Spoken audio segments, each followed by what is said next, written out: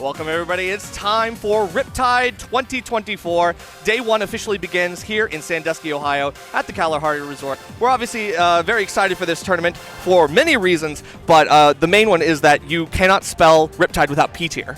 True. No, in crazy fashion too. I feel like it was just a matter of days that we managed to get this from like a B tier to a P tier with so much top talent too. So really excited to see how everybody's going to stack up, have a lot of out of region talent, out of country talent as well. So really excited to see that. And then also squads too, which is its own element of chaos. We got Certainly. the quad stream here as well. So I think it's going to be really cool to see a lot of the different characters that we don't get to see from those top talents in main bracket too. Yeah, I mean, Squad Strike is obviously one of those things. It's kind of like the redheaded stepchild of the main threes, like doubles, singles, Squad Strike. It's like, okay, everybody has like doubles. Doubles people are really vehemently like passionate about doubles, and that's great. But Squad Strike is one of those ones that's kind of undersung. But it's nice to have Riptide being able to support Squad Strike as a format, and especially now that we have so many more entrants than previous years, we kind of have to go to the quad stream now because it's like there's just too much going on, and we want to be able to focus on everything. So yeah, 3 characters per player, 4 different sets going on at the same time. It's going to be a lot of chaos to pay attention to, but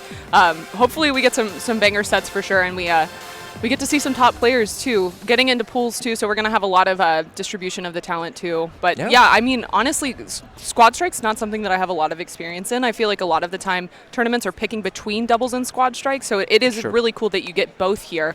But I feel like Squad Strike is something that's kind of been put on the back burner, so it's nice to see it have a lot of entrants for this tournament as well. Yeah, I think that this is one of those things that, like, Riptide already has so many different side events and, like, other things that are not just Smash as well. Like, we have Rivals 2, Rivals 1, we have a bunch of other things that are going on. It's just, like, there's so much to keep up with. But Squad Strike, just being another kind of subset of Ultimate, we're able to learn so much about how different players are kind of bringing their own spin on the usual formats. Yeah, for sure. And I love seeing like the way that they pick their characters based off of who is playing what, and just seeing the different play styles that you can see from the different characters too. But I feel like typically if you have somebody that mains a rushdown character, they're going to be playing a lot of rushdown characters, and a lot of those fundamentals are going to transfer over to the characters that they play. But it's nice to see like a mix sometimes too. Yeah, and we've already got like our 4 lined up. I mean, Rock Luna Gabs is the one going on in Game A. So obviously we've got start off with Lucina Samus. Like, only in Squad Strike are you really going to get this kind of consistent matchup. Like, this is kind of an interesting one, but we'll have to see how it happens. Yeah, I mean, like, so far it seems like Rock is just very comfortable with these situations at the ledge, but I love that counter that we're seeing there from Lucina as well. Getting off of the ledge against Samus is something that she really excels at, just keeping you trapped there, especially with that charge shot. But I do like the innovation that we're already seeing from Luna Gabs. Just using different timings on the up B, or even landing with the counter, but not going to matter there. Yeah, just going to see that SD from dropping from the ledge, and now Rock with a nice lead here. Yeah, that's the pressure that Samus really offers in the ledge trap game, and especially now that we're playing against Captain Falcon, I feel like this is an even better matchup.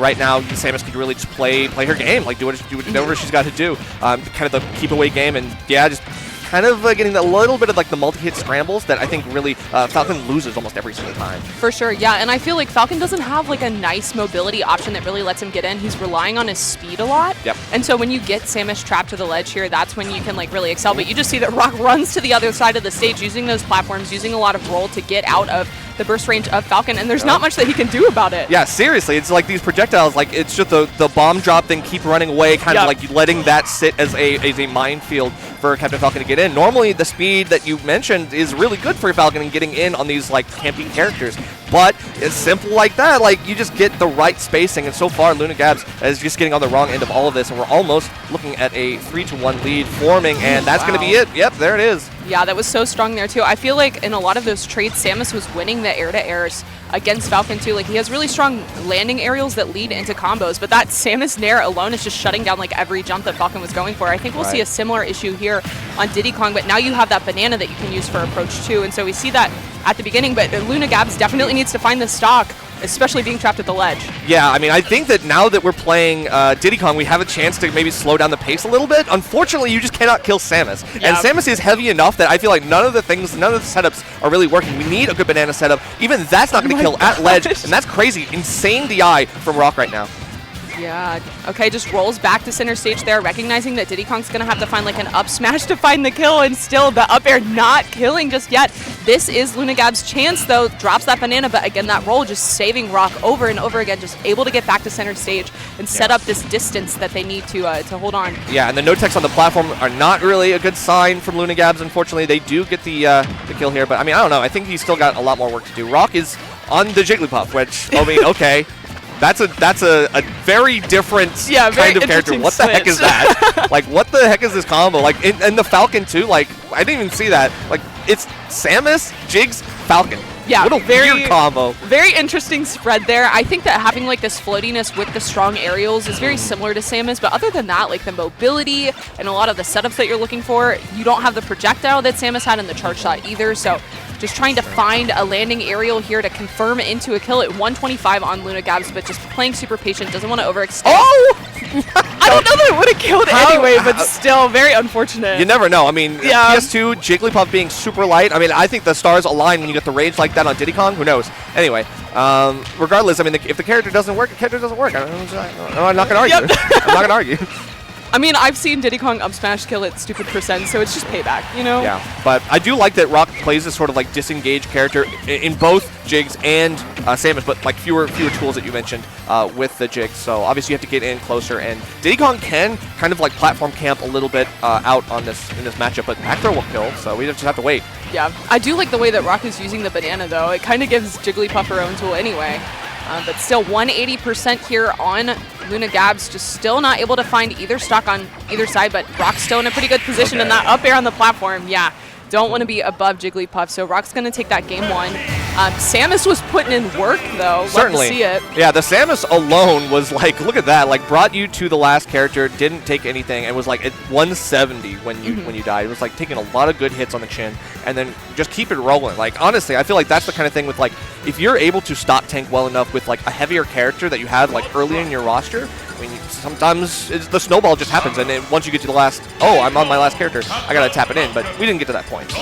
I would just like to shout out production with like the quality of the quad stream. I feel like quad stream is something that we've like seen a lot more recently, but this setup is so like beautiful. Yeah, honestly, I love it. it. I do like the setup with like the names over there on the right, but then you also get like not just like a micro, like a little tiny sliver of like a game. Like we're actually getting like good sizes on all of these. I do appreciate that. The overlay is like sick here. Yes, big fan.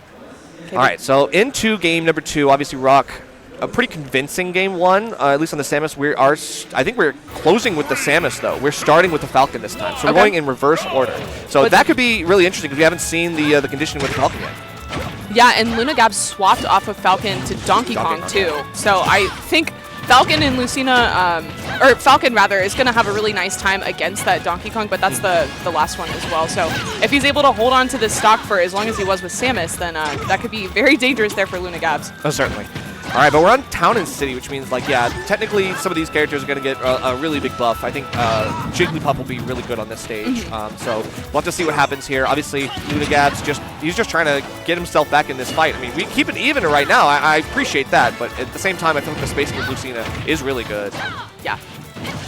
Ooh, I really like that there. Tries to go for the aggressive up smash, but just firing right back there from Lunagabs. But I think the stage layout could be really beneficial for Rock's playstyle because we saw a lot of the time he's disengaging. So having that extra space to run away. No, and the unfortunate, just not going to make it back there with the uppie from Lucina. We saw that in the first game too. Yeah, you're right. Yeah, unfortunate callback, but I mean, not where you want to be if you're Lunagabs. Got to figure out a way to wrest this control right back because maybe the Diddy Kong can, again, slow down the pace, but this is the part where we were seeing it kind of like reversed, where last time Captain Falcon on Lunagab's side was getting preemptively like stopped out by some of these projectiles. Now the same thing's happening to Rock. Yeah, Falcon just he doesn't have those mobility options for dealing with the projectiles, especially when you don't have the platforms in place. So just waiting out this FD style might be a little bit more beneficial. Then he can use the platforms to jump around the projectiles, but right now just barely holding onto the stock at 149.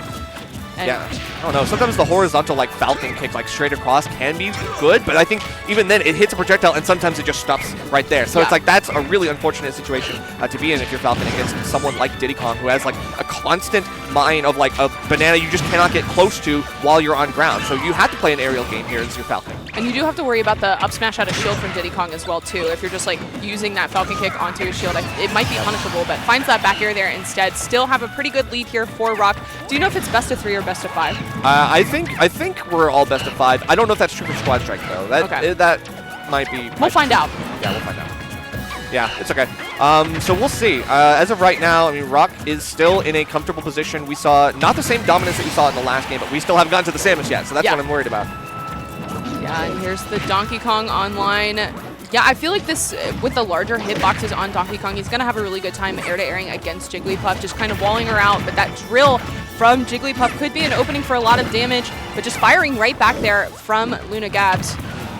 I'm not going to lie, like, DK actually can really make it work against Jigs. Like, this is a really, honestly, a good matchup for DK. So this is kind of interesting because we have a chance to kill Jigglypuff really, really early here. And yeah, obviously we're going to go for it and do what it got to do. Uh-oh. Dead? Yeah. Dead. Yeah, just so much strength on that up B there from Luna Gabs in the DK. But now you're on Samus, and this was the strongest character for Rock, so... Not only that, this is a nightmarish matchup, I'll tell you that. We're seeing it right now. Charge shot at ledge. Name a better combo. It's just charge shot and charge shot. Yeah, and the bomb too to make it so that you can't hang onto the ledge for too long. That fair is just such a large hitbox. It's going to catch DK jumping every single time. Right. Get it up. Attack seems to be working pretty well if you time it correctly. We got to get something here. Okay, so we actually just go for up tilt. I think up smash would have been fine. Jump land into a cargo throw would have been good, but we just got to work on getting back to stage. Because, yeah, the edge guarding is just right there. Like, you saw it, the wave lands, all the good, like, slick movement with Samus on ledge that just kind of, like, force a jump, catch you with the forward air, stuff like that. It's very, very cut and dry, rinse and repeat. And it looks like that is going to be a 3-0.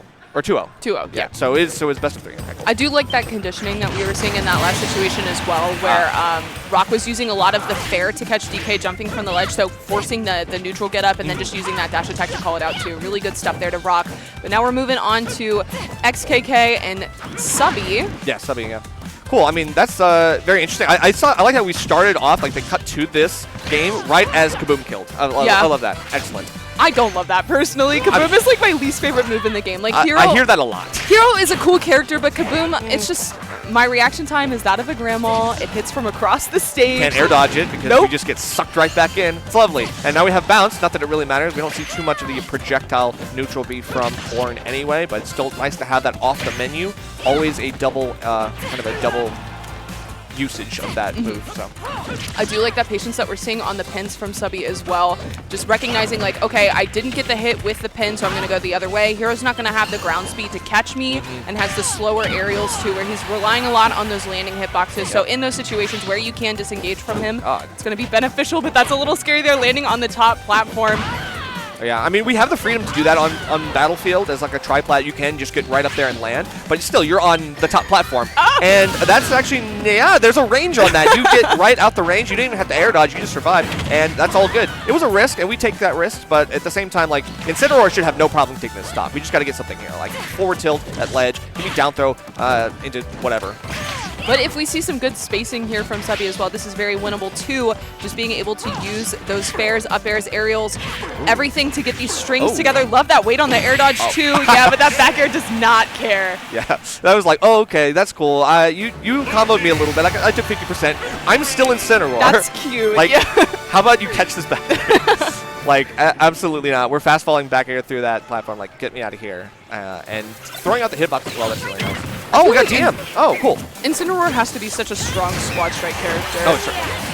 Yeah, Incineroar is crazy because it's a pressure-based character that you don't get pre-conditioning for. You just drop in, and all of a sudden, it's like you are just going in, going ham, looking for those side Bs, getting big hits, taking some revenge hits as well, getting powered up, stuff like that. But yeah, and I also feel like if you fail to kill and like find a stock with one character, you can just come in with an Incineroar and then just kill him immediately like we saw in that back air. But now we're moving on to DM versus Valtrius? Valtrius, okay. Yeah, Valtrius. I'll let you take the lead on pronouncing those things because I'm like low-key dyslexic. I just throw it out. Yeah, Valtrius, DM. DM is obviously a character we know.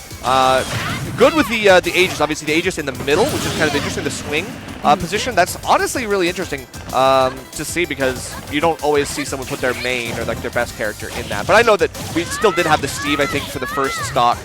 That's gone now. So it's Pikachu as the anchor. Gotcha. All right, but Valkyrie is here on the Ness, and it seems like doing a really good job of air-to-airing against Pyramithra, which is not something that you typically see, but this movement and these combos from DM are super impressive. Ooh, uh-oh. Yeah. The air dodge got him, but hey, that's okay. We're still alive. Good DI, and now you take stage control, but I think the spacing on that down smash was just not there, and yeah, you went for it again, so. Whoa! Oh, that was so smart! What the heck, DM? You're crazy. Forcing out the right air dodges and punishing appropriately. We love the frame traps. I'm so that good. one. That's a huge frame trap right there. That was so nice.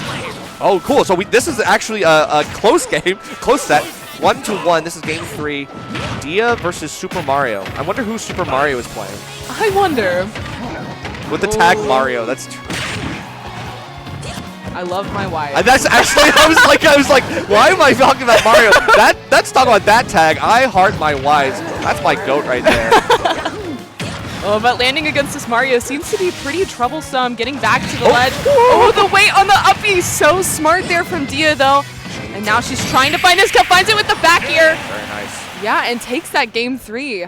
Very, very good stuff, honestly. Like, so just like knows that Mario's be throwing out something kind of like a haymaker. Oh yeah, I can whiff punish that easily because look at how long this range is for the Charizard back air. I can hit this from like the other side and we're all good.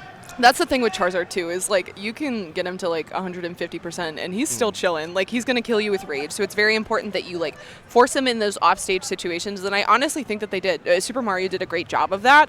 But just the little delay on the uppie saved Dia's life. So That's good awareness off stage. Yeah, I mean, you never know what you're going to see in Squad Strike, and I feel like we already had like 4 really interesting sets, but most of them were 2-0s. Yeah. And that one was the only one left going, and so, yeah, we didn't get to see too much of that, but I think that being a more contested set, it does kind of like give a little bit more excitement to the format, so. For sure. Hopefully want to see who's coming up next, just because, like, there's always something going on in Riptide, and I know that we are loading up our next matches ASAP. Is that Rob? I want to say that's Rob from Michigan, the Snake Main, but I could be very incorrect. A lot of these people look very similar. Dang. Said all the Midwest look the same. Okay, yeah, I'm just respectfully, saying. we're You're all Midwest, so you can say it. White I don't have boys to with pass. long hair and glasses. Okay, white boys with long hair. You and can be glasses. included too if you want. I'm not. We don't have to. No, I'm white. I'm white guys with beards and glasses. Oh, okay, okay. All right? That's a little different. Different archetype. All right, that's fine. There's plenty of us as well. Don't worry. But yeah, I mean, this is obviously going to be a killer Riptide. It's been already like a great tournament to enjoy. Like day 0 was fun. Badge pickup was a long line. Oh yeah, a very long line. But there's a lot of people here, and for good reason, because Riptide has the I think the best vibes of some of the like best vibes of any major. Oh yeah, no, it's my favorite major for sure. Just the way that the venue is set up is amazing. The vibes are always amazing. Water park, obviously. Oh yeah, we don't even yeah, speak for itself. It's always super well run too. Pools are very easy to find, which is very important for somebody like me. I get lost so easily. So. True. And everything being like encapsulated in the resort is really nice. You don't have to walk very far to get what you need. Yeah. Like, there's ways to have fun and do activities. You know, see your friends. Like this is a really good year to see your friends because everyone's here. You know? Yeah. Literally. I think I was incorrect, which is fine. My bad, y'all. Blast TD and Crows. Okay, I do recognize these names. I can't remember regions or anything like that. Sorry about that, y'all. Okay, DK against DK. Well, okay, we probably won't see it. No, it would have been so hype. They didn't match each other's vibe, and I really am disappointed by that. Like, you got to go monkey first, and I appreciate Crows for doing that, but Blast TD, come on. You gotta do better. Now you get the easy matchup. Oh, wait. Oh, Crows. No, Crows, you're the one who picked the anchor. Never mind. The way that it looks when it's like in the loading screen, where it's like it shows so your confusing. anchor. It shows your anchor at the end. Like, okay, I don't get it. Okay. Or whatever. All right. Yeah, this seems rough as far as a matchup. Like, how do you get back on stage? Dealing with the down air there from Mega Man? Absolutely not. Yeah, hard knuckle. I get that away from me with everything. Like, you got to time your ledge grabs really nicely. You got to like space your arms, the hitbox. I love the damage though. We're getting some good combos. Yeah, just a little outside of the kill percentage there for DK, but still just very oppressive play here from DK so far, which is not what I was expecting. Oh, yeah. He got clipped with it. He wanted the back air or the up air, either one. Oh, okay. You got to be careful here. I love the resource management from Crows, though. We have like a really good privilege in this character where you can like act after your up B. That's really nice. Yeah, I think in a lot of these like scramble situations where they're both getting hit with like the bomb. Oh, such a great call out there with the up tilt. Wow. Yeah, but like the scramble situations a lot of the time will go in DK's favor, but just wasn't able to capitalize off of them and find those early stocks. And now Mega Man at 144 trying to kill this Palutena off the top with the up airs. Yeah, I mean, that's kind of like what you got to do because she's a floatier character and she's going to be easily juggled like that. But she can juggle you the same way, so you got to be careful here. I know that Mega Man does have some protections against that, but now we got to get that. And right off the top, look at that. Rage powered with that Mega Man. And yeah, okay, get the heck out of there. Falco trying to use the reflector, but I feel like that's going to be really hard to pull the trigger on in this matchup. Great. But yeah, just having that reflector is going to be really beneficial. Palutena has one as well, but it's just not nearly as strong, and it's not frame one like Falco. So finally going to find that Mega Man stock, but now we have Zelda. Oh my god, this is a cringe matchup right now for Zelda. Yeah. Because like, yeah, you can't really do too much. Falco just kind of like dances around you, does combos. You don't really have a whole lot of get off me tools. This is just looking really tough. I mean, we're not going to see the kill this early, but like, look at this edge guard. This is what Falco does. Oh my gosh. Yeah, just so much damage here. Zelda does have that neutral B, which can be helpful, but I think it's like frame, I want to say 11. So it's not super quick. In a lot of these scramble situations, Falco's going to come out on top. And yeah, just finding that back air, trying to find her retreat to that platform. Now you have DK against Falco, which somehow seems even worse. Yeah, I don't know. This is not like it is in Melee. I know everybody's on the DK wave in Melee, but it's not like this. Oh god. No, jump! Okay, we're doing like Mario combos with Falco. Always love to see that. That's crazy. But yeah, we're just waiting for the spike. Spike him. Oh, it doesn't even need to. Okay, cool. Well, I mean, hey, that's fine. Looks like that's going to be a really nice reversal with Falco. Like, got pushed to the Falco and then instantly swept. Yeah.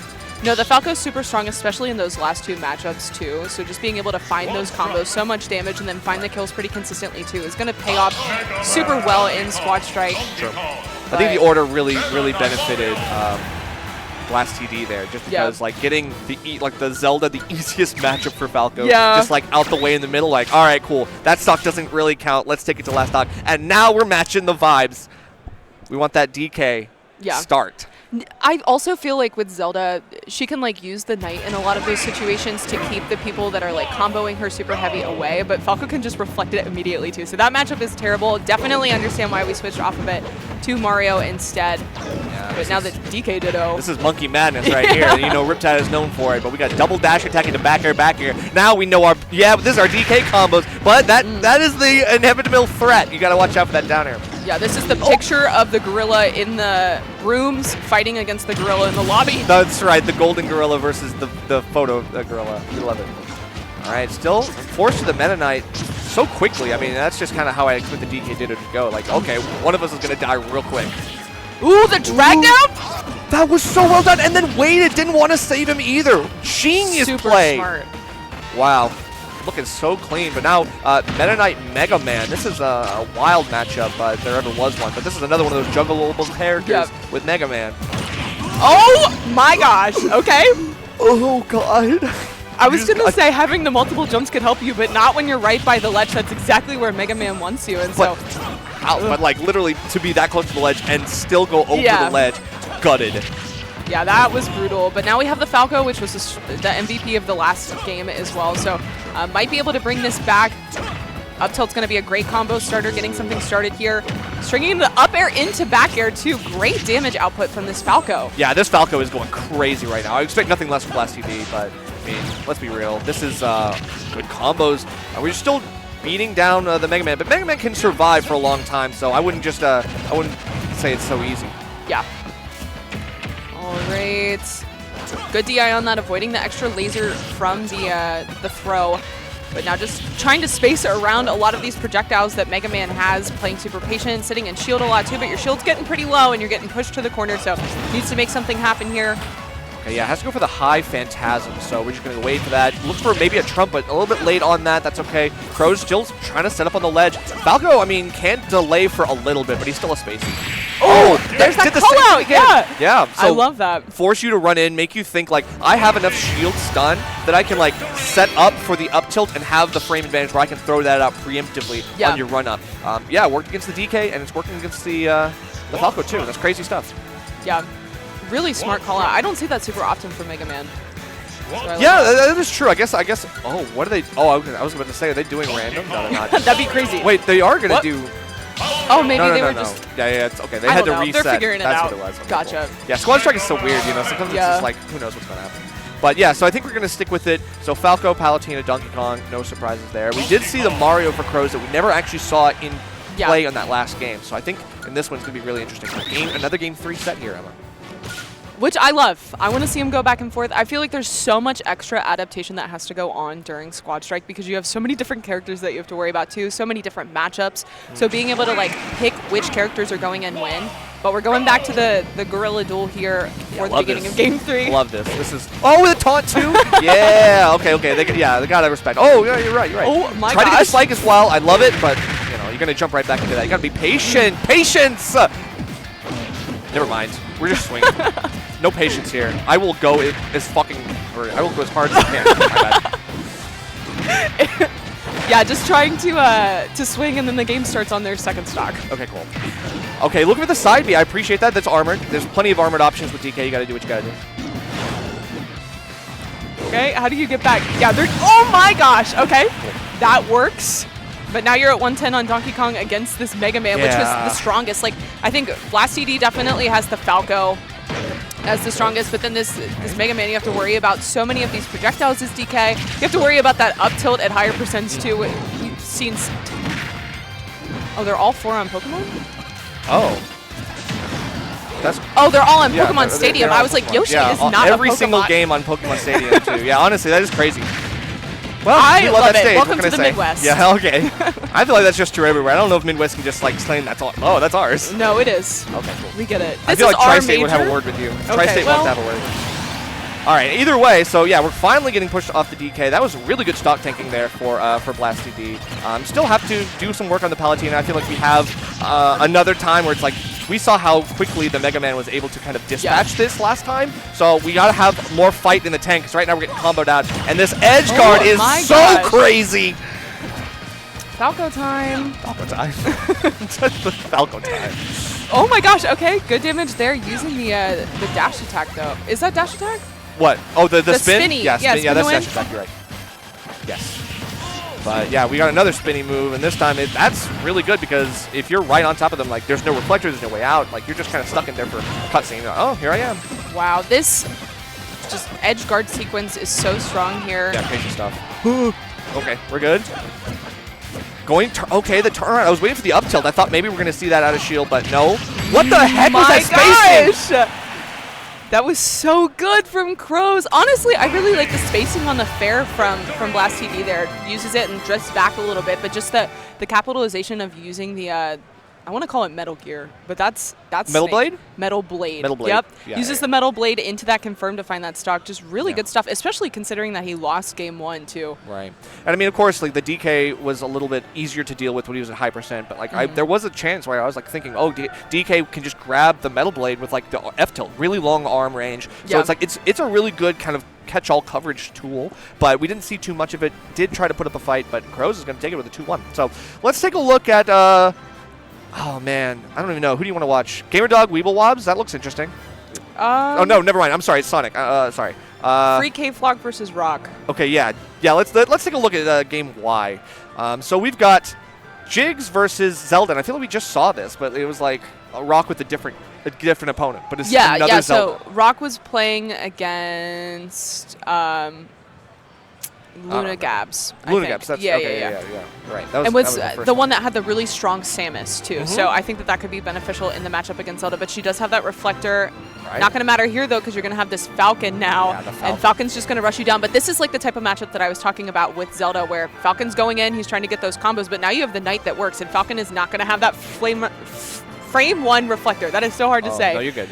with Falco, so this could be a little bit better. And she's going to have the edge guarding upper hand as well, just being able to use the knight, getting those spikes. Down tilt's going to be super strong too. Big damage here. I love the of that zoning grab. tools. Like, honestly, running up and grabbing, like, that's a great zone breaker. Even though you are a zoner, you're trying to zone Falcon out. You still have, like, a really good option when you get in. Like, oh, okay, I still have things like the lightning kicks as well. So We're going to get good. the up B as well. That's still good DI, staying alive. But, like, yeah, I feel like it was supposed to be good. Like, Falcon comes in and she's like, okay, she's at high percent. I'm Falcon. I don't need to do my combos. I just need to get the kill. And now you can't get that kill. So it's really tough here. Yeah, Zelda's so strong because she can use that knight to zone, but also she's running up and grabbing you a lot of the time too. You're so comfortable sitting in shield because you don't want to get hit by the knight.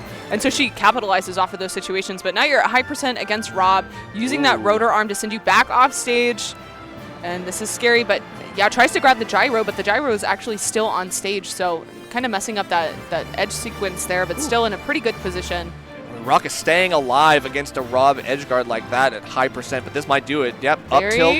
Oh, no, we're just going up smash. Okay, so just a little bit off on the timing. I think up tilt up air would have been fine, but that's fine. We're going to get the forward air right there in the middle of the blast zone, so love to see it. Free K-Flock just kind of on the wrong end of that one, it looks like. So I think, wait, is that? No, free K-Flock. No, I'm sorry. Yeah, so it's okay, game 3 yeah, now. I got the mix up. That is fair. Oh, okay. Never mind. That was game 1. Oh, okay. Got it. Well, I mean, that means that this is going to be even more interesting because we saw Rock win the last one.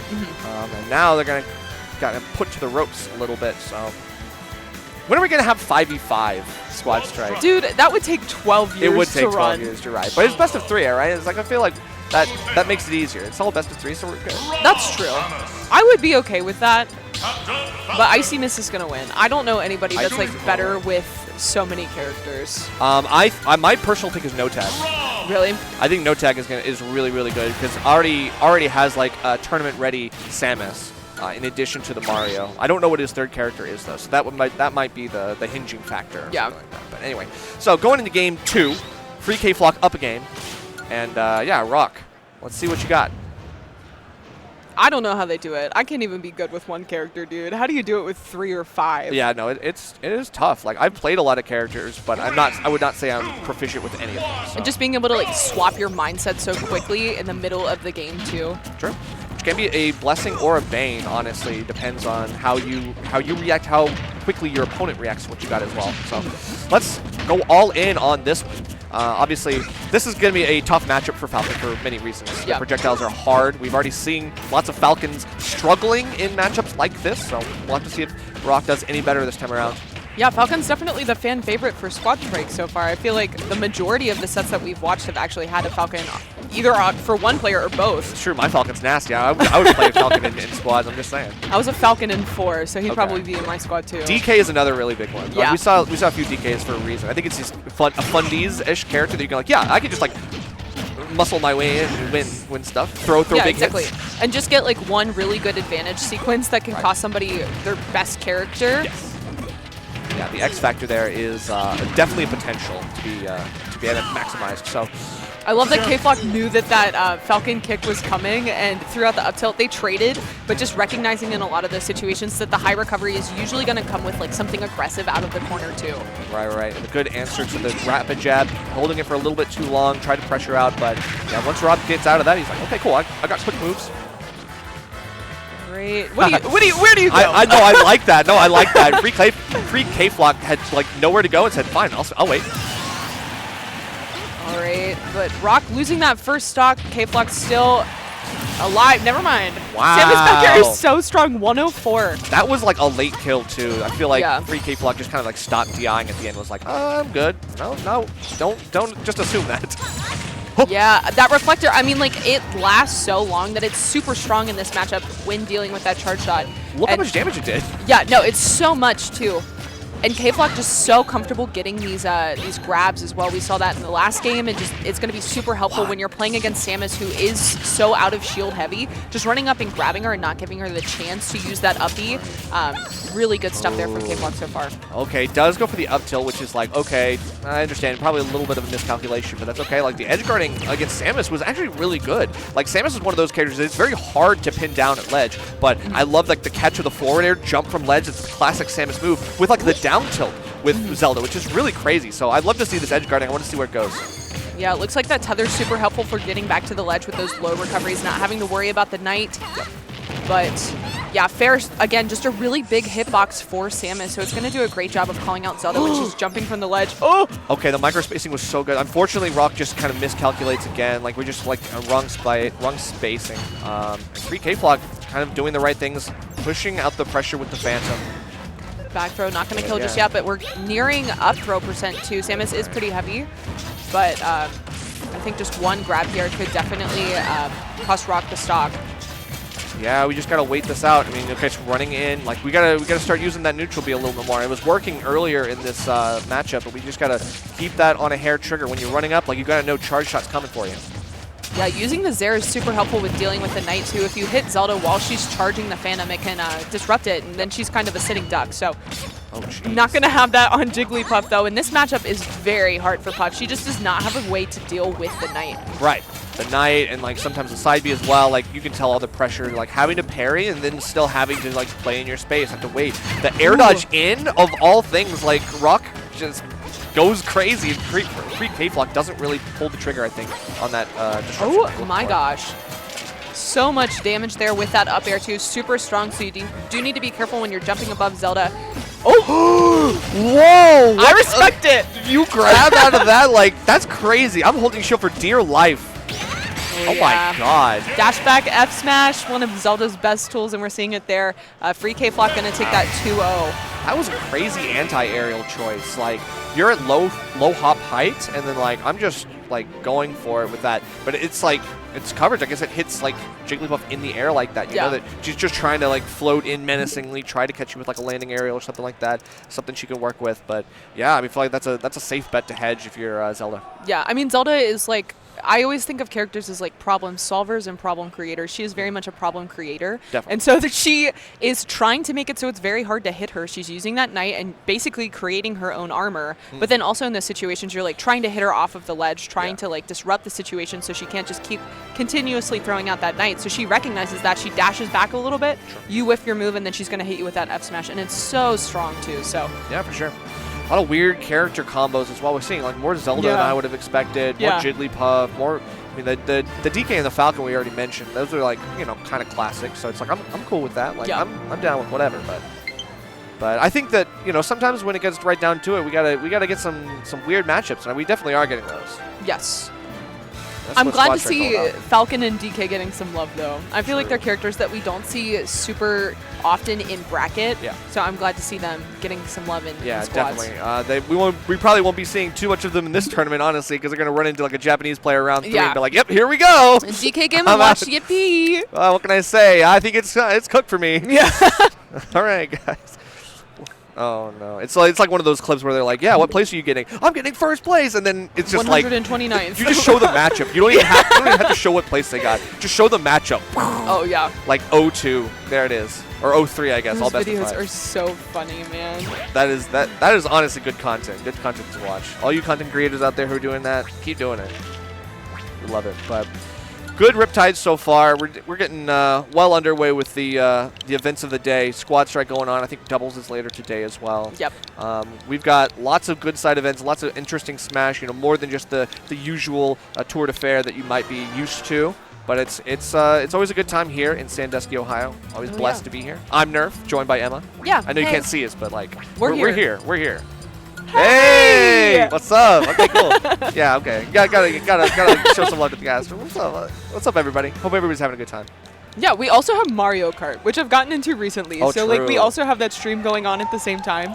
I'm gonna start commentating the Mario Kart tournament going on. Honestly, I was wondering how did they get into that? Because I know like Fabs did competitive Mario Kart. Really? Yeah, he was actually competitive in this. So it's like I'd definitely say like we have like a good list of casters who could do like multiple games like that, like doing some Mario Kart. Like I really like it because honestly, it's such a fun game to play with your friends. Like I know that someone's getting the Mario Kart rotations in, and I appreciate that.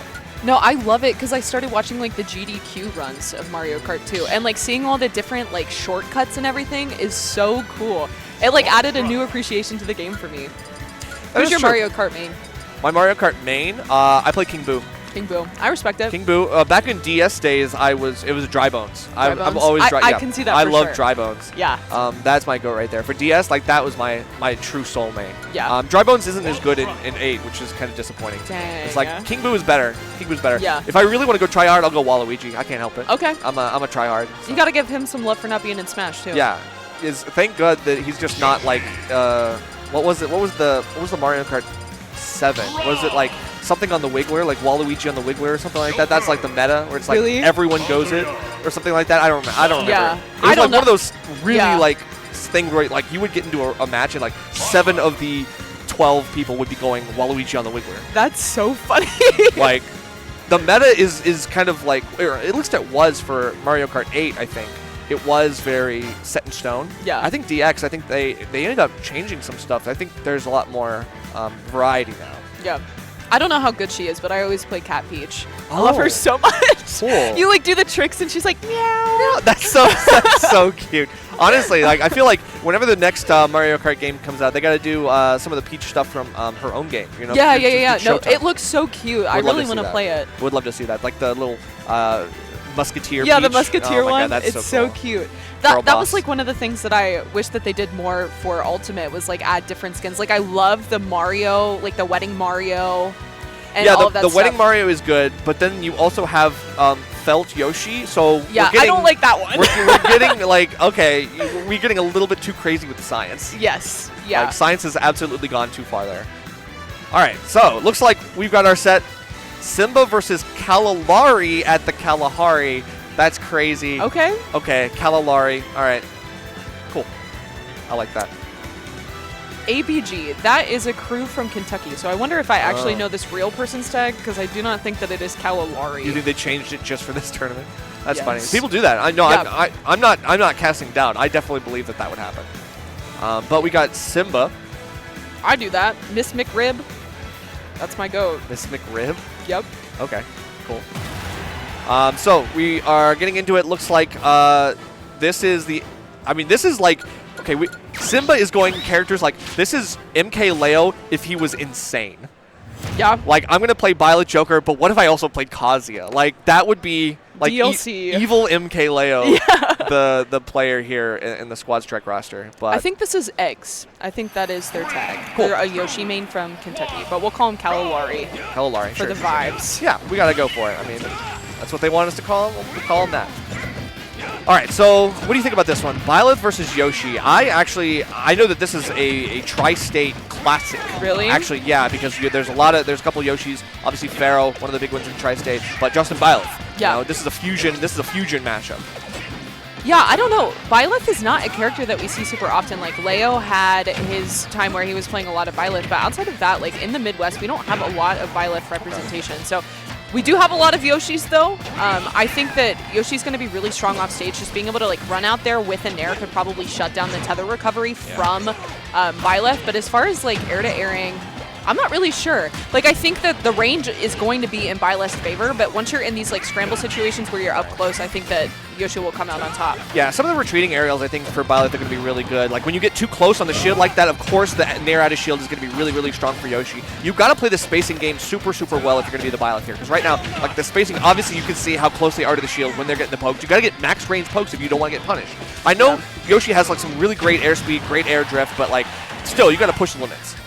I agree. Yeah, and I think a big thing too is like we almost saw a situation where Byleth was using the down tilt at the ledge. I think if you catch Yoshi recovering high there, that could be very scary just to find a confirm out of that. Sure. But not going to matter now. We have the Joker, and it looks like they really like characters with tether recoveries because I think Joker's going to be really strong with that as well. Just being able to do the low recovery, not have to worry about Yoshi at the ledge. I think that's the strength of having like a character with a tether grab in your squad strike rotation because you're only on there for one stock. You cannot risk having an SD like that. Yeah. We saw how crucial it was for one player earlier.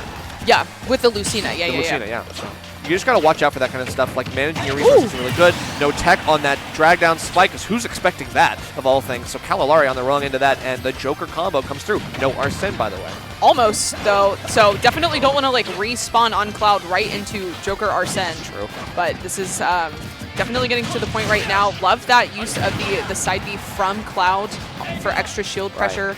But this is the time where it's like there's no tether grab here. You got to go for that because there's no hitbox on that recovery with the Arsene up special. You got to make sure you're throwing out something to get these stronger edge guards because I know that the long-lasting down tilt, that active move, can be good. We just got to time it right. Yeah, exactly. And I think this is like one of the situations where Arsene is actually weaker with the recovery. Yeah.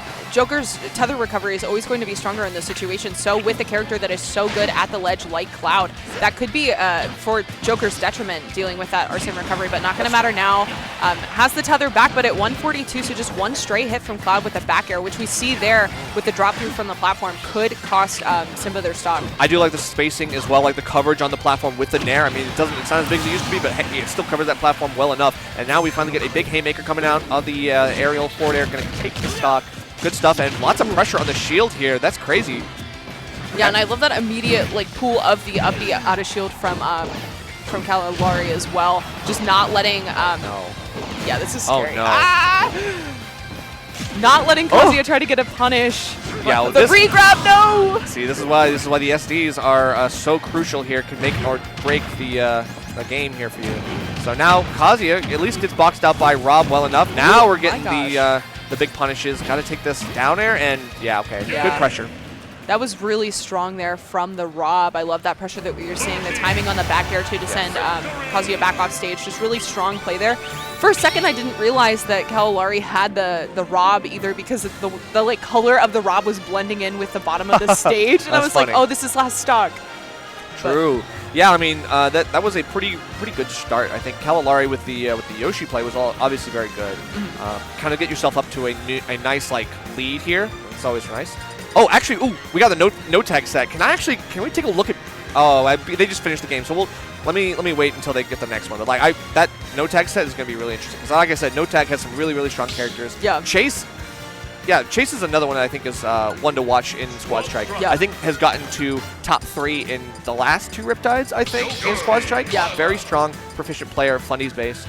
You know, it's crazy to watch Chase play different characters because he'll do it in bracket, and it looks like it's his main. Like, he's such a strong player with a lot of his secondaries, too. We're seeing that with the Steve down there. Yeah, the Steve. I definitely think that was like kind of like a weird pick, but like, yeah, right off the edge there, you go. That's Steve for you. Yeah. All right, so we're starting off with Byleth Rob here. So the Rob being the first pick for Kalahari. Not bad. I would say this is going to be good because Rob is like an easy character to just like build a lead with. Yeah. And you're going to have the projectiles that I think Byleth is going to have a hard time dealing with. You do have the projectile in that arrow shooting of the neutral B, but it's not going to be very quick. So I think Rob will be able to get out of the way of it. Just being off stage here, dealing with that down air, but again, the tether is just really helpful for avoiding a lot of these spikes that we're seeing from Kalahari's lineup. I appreciate all the interesting mix-ups on the shield to really whittle it down. So far, we're just waiting on Simba to get some more leverage off of this kind of stuff because it's like, yeah, these are some scary moves, but like Kalahari's doing the right, Kalahari is doing the right thing by shielding them out and actually having the discipline to not go crazy and just go for a haphazard move out of shield. I love the spacing of the back air. Still able to get the punish there. Not going to be the strong hit of the fair from Simba, though. But just using the back air to hit on Simba's shield, recognizing that it's going to be a little bit harder to punish, and then just giving yourself that space and stage control with it as well. Yeah, that's true. All right, getting caught by the laser, not ideal, and we just got to wait. But of course, tether grab, you can just kind of hang out, and it's really hard to pin that down, but we finally get something here. Looked like a little bit of a DI problem, DI mix-up as well. Good stuff for Kalahari for taking that stock and getting Byleth out of here early again. You can see that Simba's trying to go for that drag down fair once again. We saw that work in the last game, but at this percent on Rob, I think Rob's going to be a little too heavy to die to like an F smash or an up smash. So just a little bit more chip damage might be beneficial. Using that up tilt to pop him up in the air too. And I love the use of dash attack to cover the ground too. We're seeing a lot of like free landings for Kalahari, but not going to matter there with the neutral get up. Just going to find that F smash, and now pretty even percent. Does have 54%, but once Arsene's online, this could be a very different game. I think Yoshi's going to have a very hard time dealing with these larger hitboxes from Joker. Yeah, I think if we're able to like force out the jump, get the double jump armor out the way, I think there's a lot Joker can do. You just gotta wait for something. And of course, like the short hop nairs been really, really good for Kyle Lalari, but at the same time, we're also seeing some forward airs to mix up the timings, which I think is really smart. Yeah, and I love that call out with the up smash there from Simba as well, recognizing that the double jump armor had already been used from Yoshi. So I think catching a lot of the landings, especially when you already call out that double jump, can be great opportunities for Simba. Ooh, but messes that up a little bit. Just was expecting the roll, I think, so tried to use the down tilt, not finding anything, but still did a pretty decent job of tying up these percents. Just does not want to overextend and land into an up smash. And I love that grab into back throw to just send Yoshi off stage. Yeah, another mix-up with the forward air timing. It feels like Simba is just not ready for those, and Kalahari is letting them rip. We're just waiting on the right move here at ledge. The jab lock with the gun, really nice stuff. Unfortunately, Simba just can't convert off of that, and at 131, we are close to getting our Simba. Uh-oh. Oop. Okay, yeah, don't go crazy. We just don't want to go out there if we don't have to. Yeah, I mean, both of these players are doing such a great job of finding each other with up airs, with up smashes, catches, landings, catching them, trying to get back to stage. And so great stuff there to Kalahari to find that double up air. And now Kazuya just struggling to land once again, gets back to the ledge, but getting out of the corner can be hard, especially with not having that space to do the electric input too. If you're just up in his face the entire time, it's going to be a lot harder for him. Yeah, you're not wrong about that. So we're just waiting for the egg snipe. One of those is going to happen. Going low, good recovery there from Simba. And a nice little insurance policy to get yourself some protection, get yourself some more chances to get back to ledge. We're looking for the rage drive, but we're not going to get it this time. Can't whiff that too much or else it goes away. Ooh, back throw? Yeah, this is a tricky situation for Kazuya. Goes for the low recovery. Yeah, well, the air dodge. Oh, wow. Again, you can air dodge. It's another one of those privileged up specials. Just trying to find a straight aerial here. Kalahari at 163%, and yeah, just not even going to get a kill screen there. Kalahari going to take that 2-0. Yeah, very nice stuff. Okay, let's take a look at B, because now we're going to game 3, and yeah, I saw it in like the corner of my eye. No tag went Dr. Mario as the third one, which means I know he's been hanging out with Bacon way too much. You've been hanging out with Bacon too much. So let's take a look at B real quick. They are about to enter game 3. I just saw Blue Boo win the second game. I brought No Tag to the Dr. Mario as the anchor. Was doing well enough in the Mario, had a lead that entire game. So I want to see how No Tag comes back from this, because we have an interesting two characters in Mario and Dr. Mario where there are enough variants between the two that you can mix up some stuff and be fine. Like pill setups are very, very different than like fireball setups. You're not going for like the up air juggle, like vertical combos. You're mostly going for like horizontal stuff. But the Samus, I think, is the X factor here. I mean, I used to Blue Boo was able to handle that, but we just got to figure out what game 3 holds. Yeah, I feel like Doc is a great Squad Strike character because he's a character that you don't see a lot of representation of, and he's super strong, where it's like if he is not a fantastic character as far as like tier list when compared to a lot of like the DLC and stronger characters that we have. But if you know his setups, if you know his combos, he's so strong. He has such great kill output, so much damage output too, that if you're not ready for that, it can be a game changer, especially in such a format where like you only have one stock that you can really afford to lose to the Doc. Whereas like he's a character that as you're playing against him in bracket, I feel like you start to figure things out. You need that time to adapt. So like a best of 5 against only Doc, you could probably win it if you're not super familiar, but like one game with one stock. That's true. I wouldn't trust like the fate of my set into the hands of Dr. Mario. No. To be honest, like I get it. He's probably he's got steady hands because he's a surgeon. True. But like I don't know if that's enough. Like I need to see this man's medical degree. Like I'm sorry. What school did you go to? Mario University. Yeah, I went to the Mushroom University of Medical Science. He got an online degree for That's surgery. right. I mean, I get it. No shade to anyone who got an online degree, but like, I don't know if you're my doctor, like, I don't know if I want that. I need to see him in the lab. Like, yeah, let me see your last patient. Let me talk to them and see. It's like, okay, are you still alive? Okay. Blue Boo starting with the Young Link. So this is going to be a projectile battle, but I think that Young Link's going to capitalize a lot better with follow-ups off of the projectiles. I think playing more of the zoning game is going to be a lot better for No Tag. True.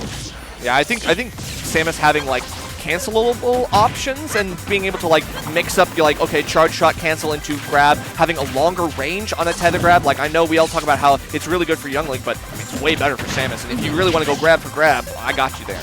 Yeah, and I also think that Samus can just use that charge shot and it's so much damage that she doesn't need to find a follow-up. Whereas like Young Link's throwing out that boomerang, to catch you jumping with the fair or to use the bomb into a different setup. Yeah. Again, there's that boomerang into the fair, and so like Samus wants to disengage. She wants to run to the other side of the stage, but Young Link wants you at the ledge. So we see that there, Blueboo going to take the lead in this game 3. But now you're dealing with the dock. Yeah, I mean, the dock is finally coming in, and of course, like the really close range point-blank boomerang, like that was a little bit ambitious for Blueboo, and No Tag is just going to get right up in the grill and go for it. Like, you got to go for that kind of stuff, otherwise Doc is not going to be able to do anything. Like, you do everything that you do on stage. You can't risk going off stage to get your kills. You got to do everything here. All right.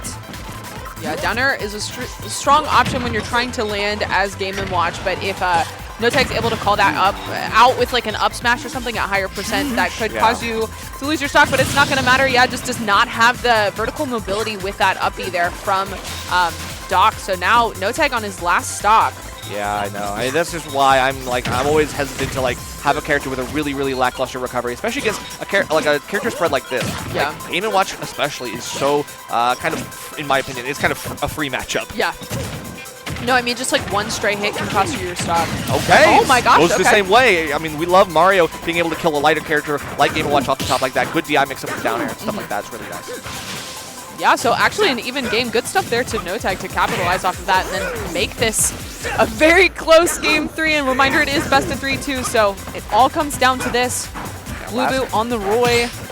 Okay, good parry, and we're just waiting it out. Like, No Tag doesn't want to approach, doesn't want to go crazy. He knows that, like, Roy is going to do the approaching for both of them. But getting pushed to the ledge like that, I don't know. We have to use the up B. Got to use the jump somehow. Love this pressure from Blueboo, but we're seeing a lot of these air dodges off stage from No Tag that's forcing the low recovery. So I think if we do see like a down tilt from Roy, he could be screwed. Has to be very careful with the way that he's trying to recover. For sure. Okay, the back air is just so unsafe on shield. You got to watch out. Roy's got frame options for days. You can do whatever you want. Ooh, falling up air, that really so hurts. Good. Could turn into more. The clank on the up tilt as well. No Tag, get out of there, man. Okay, big damage here, though, for No Tag. Tries to find the fair, doesn't get the strong hit, though. Oh, my God, this is actually hype. Oh, gets the active dash attack. Oh, okay. No. Still okay. The high recovery saving Blueboo. Again, we're getting now the back here, but Blueboo's got to shield that out again. We were doing really good out-of-shield options to punish that. We just got to keep the shield up. Oh, this is so stressful. Oh, my God, you're crazy, man. Yeah, you can tell that Blueboo's looking for this jab into back air. Not going to kill it center stage, though. Running off with the fair with the fireball. Oh, my God, he had no jump? Oh, no. Did he have no jump? He went for the fireball. He had the right idea, but, like, no jump, so dies? That's crazy. Yeah, not the way that I wanted that to end. That was a little anticlimactic. But yeah, a little bit. Really good showing from both players there. No Tag was kind of at a big deficit on that last stock and was able to find a lot of those opportunities for damage and tie it up, but yeah, just not able to recover in that last situation. So Blueboo going to come out on top 2-1. Wow. But, probably an upset. I'm not sure. Probably. No Tag, at least I would assume, is seeded pretty highly for squads. But yeah, kind of disappointing, but it is what it is. Good stuff to Blueboo. Going to be moving on in winner's side. Going to have to see what No Tag's loser's run looks like. But yeah, I don't know who's up. Yeah, just waiting on the next one. I think looks like X or A. I mean, I can't really tell. Ooh, okay. D-Dog versus Danny. That's a banger. Oh, D-Dog. Let's go. Yeah, cool. This is actually a really fire matchup. So Quandale Dinglingleton versus Danny Tufeni, and I think it was like a couple weeks ago that Danny changed his tag. I asked him about it. I was like, what does that mean? He was like, I don't know. My brother came up with it. So I will be calling him Danny. Yeah, we can just call him Danny. Honestly, that's fair. So this is a weird matchup. Like a weird spread, actually. Yeah. So Steve, Mario, Dr. Mario. This is like evil No Tag. Yeah. Like, got it. Yeah, because who was No Tag's other one? Samus? Yeah. Okay, so switching out Steve for Samus. Yeah, essentially. It's just like we are just getting a lot of Mario, I guess. That makes sense. And Mario, Dr. Mario, you know, they are technically different enough that you can have them. It's okay. I'm assuming like Echo Fighters are banned, right? Yeah. And then Danny was playing Wolf a lot. He plays Wolf, he mains Wolf, but he was playing Fox a lot at the beginning of the year. I think that he had like a Fox phase where he was trying to pick him up because he thinks he's like a better character, which That's interesting. I mean, I definitely think that they're probably right next to each other on the tier list. Yeah. Like, I really could not, I could not edge one of the other, like over the other. I can't tell you. So. Yeah, I think having the speed's going to be beneficial for both of them. You're going to have the combos there for Fox. But I think just the ledge trapping alone from Wolf is so strong. Having the down tilt, having the F tilt, down smash to like super strong against characters like Mario and Doc too. But right now, Danny kind of in a deficit when it comes to the percentage, but just situations like this, keeping Mario at the ledge, he's going to have a hard time getting back to stage in that. And no jump. Yeah, back air going to help him there as well, taking Quandale Dingle-Lingleton's first stock. Yeah, that's true. I mean, obviously, D-Dog now on the dock, the D-Dock. This is going to be, yep, point blank up special. That is a really good move. Hits like a truck. So that's really going to be nice. Get off me tool. And it's fast as hell. So getting a lot of leverage on that one already. Against Diddy, though, this is kind of tough because like pill camping only works to a point where this starts happening. Yeah, I was thinking, like, it seems like it's kind of hard to get in against the pills, but once you get that one opening with the banana, Doc does not have a lot of, like, quick options to get you off of him. He does have that up special, which is good for finding the kills, but it's not like it's, like, super quick if you're getting comboed. Yeah, I think what D-Dog is doing is, like, kind of throwing out a lot of options, just trying to, like, constantly have a move active. Like, okay, I'm going to use, like, the action economy against you if you're Danny. However, I think that you got to stay patient. I think you got to pick your shots a little bit better because this is Doc, easily with punishable. I do love the falling fairs that we're seeing from Danny too. Oh, great combo there with the banana into F smash. So putting Danny on his second stock, and now we're seeing the Steve from D-Dog, which is definitely his strongest character. So. Yeah, big anchor. I mean, whether it's not, even if it's not his strongest character, it is the strongest character. Yeah. I don't care what you say. Right now, we're seeing why. You're going to set up that little trap and then let Danny kind of make his own grave.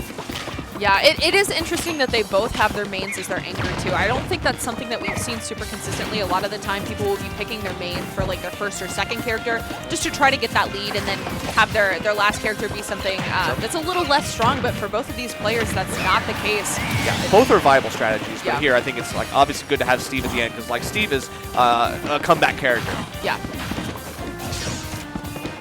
Great. And it would stink to like get all of the resources just to watch them all go to waste too. Sure. Like Steve gets stronger the longer he's in the game, so I think being able to like mine those resources and have Diamond as like your last resort is definitely a good last resort to have. Right, and making it your last character means that like your opponent is getting more and more desperate for the kill. Like the longer you are able to camp out, gather your resources, it makes your opponent kind of slip up more. So it really just like you're able to slow down the pace and say, all right, these last 3 minutes are mine. Yeah. Love this movement that we're seeing from Danny, though, just using a lot of these jumps, a lot of these empty lands as well to try to force D-Dog to swing first, but it's just not working out for D-Dog in that back air, catching Dingle-Lingleton, dropping through the platform, and Danny going to take that game one. He wasn't even dropping through the platform, he bounced off the platform. Bounced off of so it. Bounced off of it into the reaction by Danny was so good with the re-entry with the back air. Yeah, beautiful stuff. Quandale's just got to be careful here because like anytime you are having to tech on the platform or bouncing off the platform, there's a threat coming at you, and it's Wolf. Yeah, Wolf is really strong, it seems, against Steve, too, because he's able to use the blaster, which is, like, really good damage output. But not only, like, if he's not getting hit by it, it's shutting him down from mining, too. Like, he can set up those blocks, but he's wasting a lot of the resources. I think we saw that he had to make, like, iron walls, too, which you don't want to be wasting your iron. You definitely don't want to make the walls. And I feel like the aerials from Wolf are really strong. Like, just one falling fair hits all 3 of the blocks when they're stacked up. So Wolf just seems like he has a lot of really good options against Steve. Yeah, definitely. I mean, Wolf still struggles to like get in over the wall sometimes to actually scrap, but like once you get like them to force out the wrong resources with their block walls, things are a little bit better. But I think that also lends itself to the resource gain, the resource spread of PS2. You get a lot of iron. So. Ooh, okay. Just the anti-air there with the up special from Doc. Not going to be a ton of percent, but something to keep in mind if you're trying to land on that platform if you're Danny. Yep. Wow, okay, catching the spot dodge, and Quandale Dingle-Lingleton knows when you're going to kind of flinch in that, like, close range grab. You're like, oh god, it's Dr. Mario, what's he going to do? Press a button. He's just like, yeah, but it's a matter of when. Yeah. All right, and now Danny kind of struggling to get in, uses the monkey flip. I love that movement there, just not committing to landing on top of Quandale.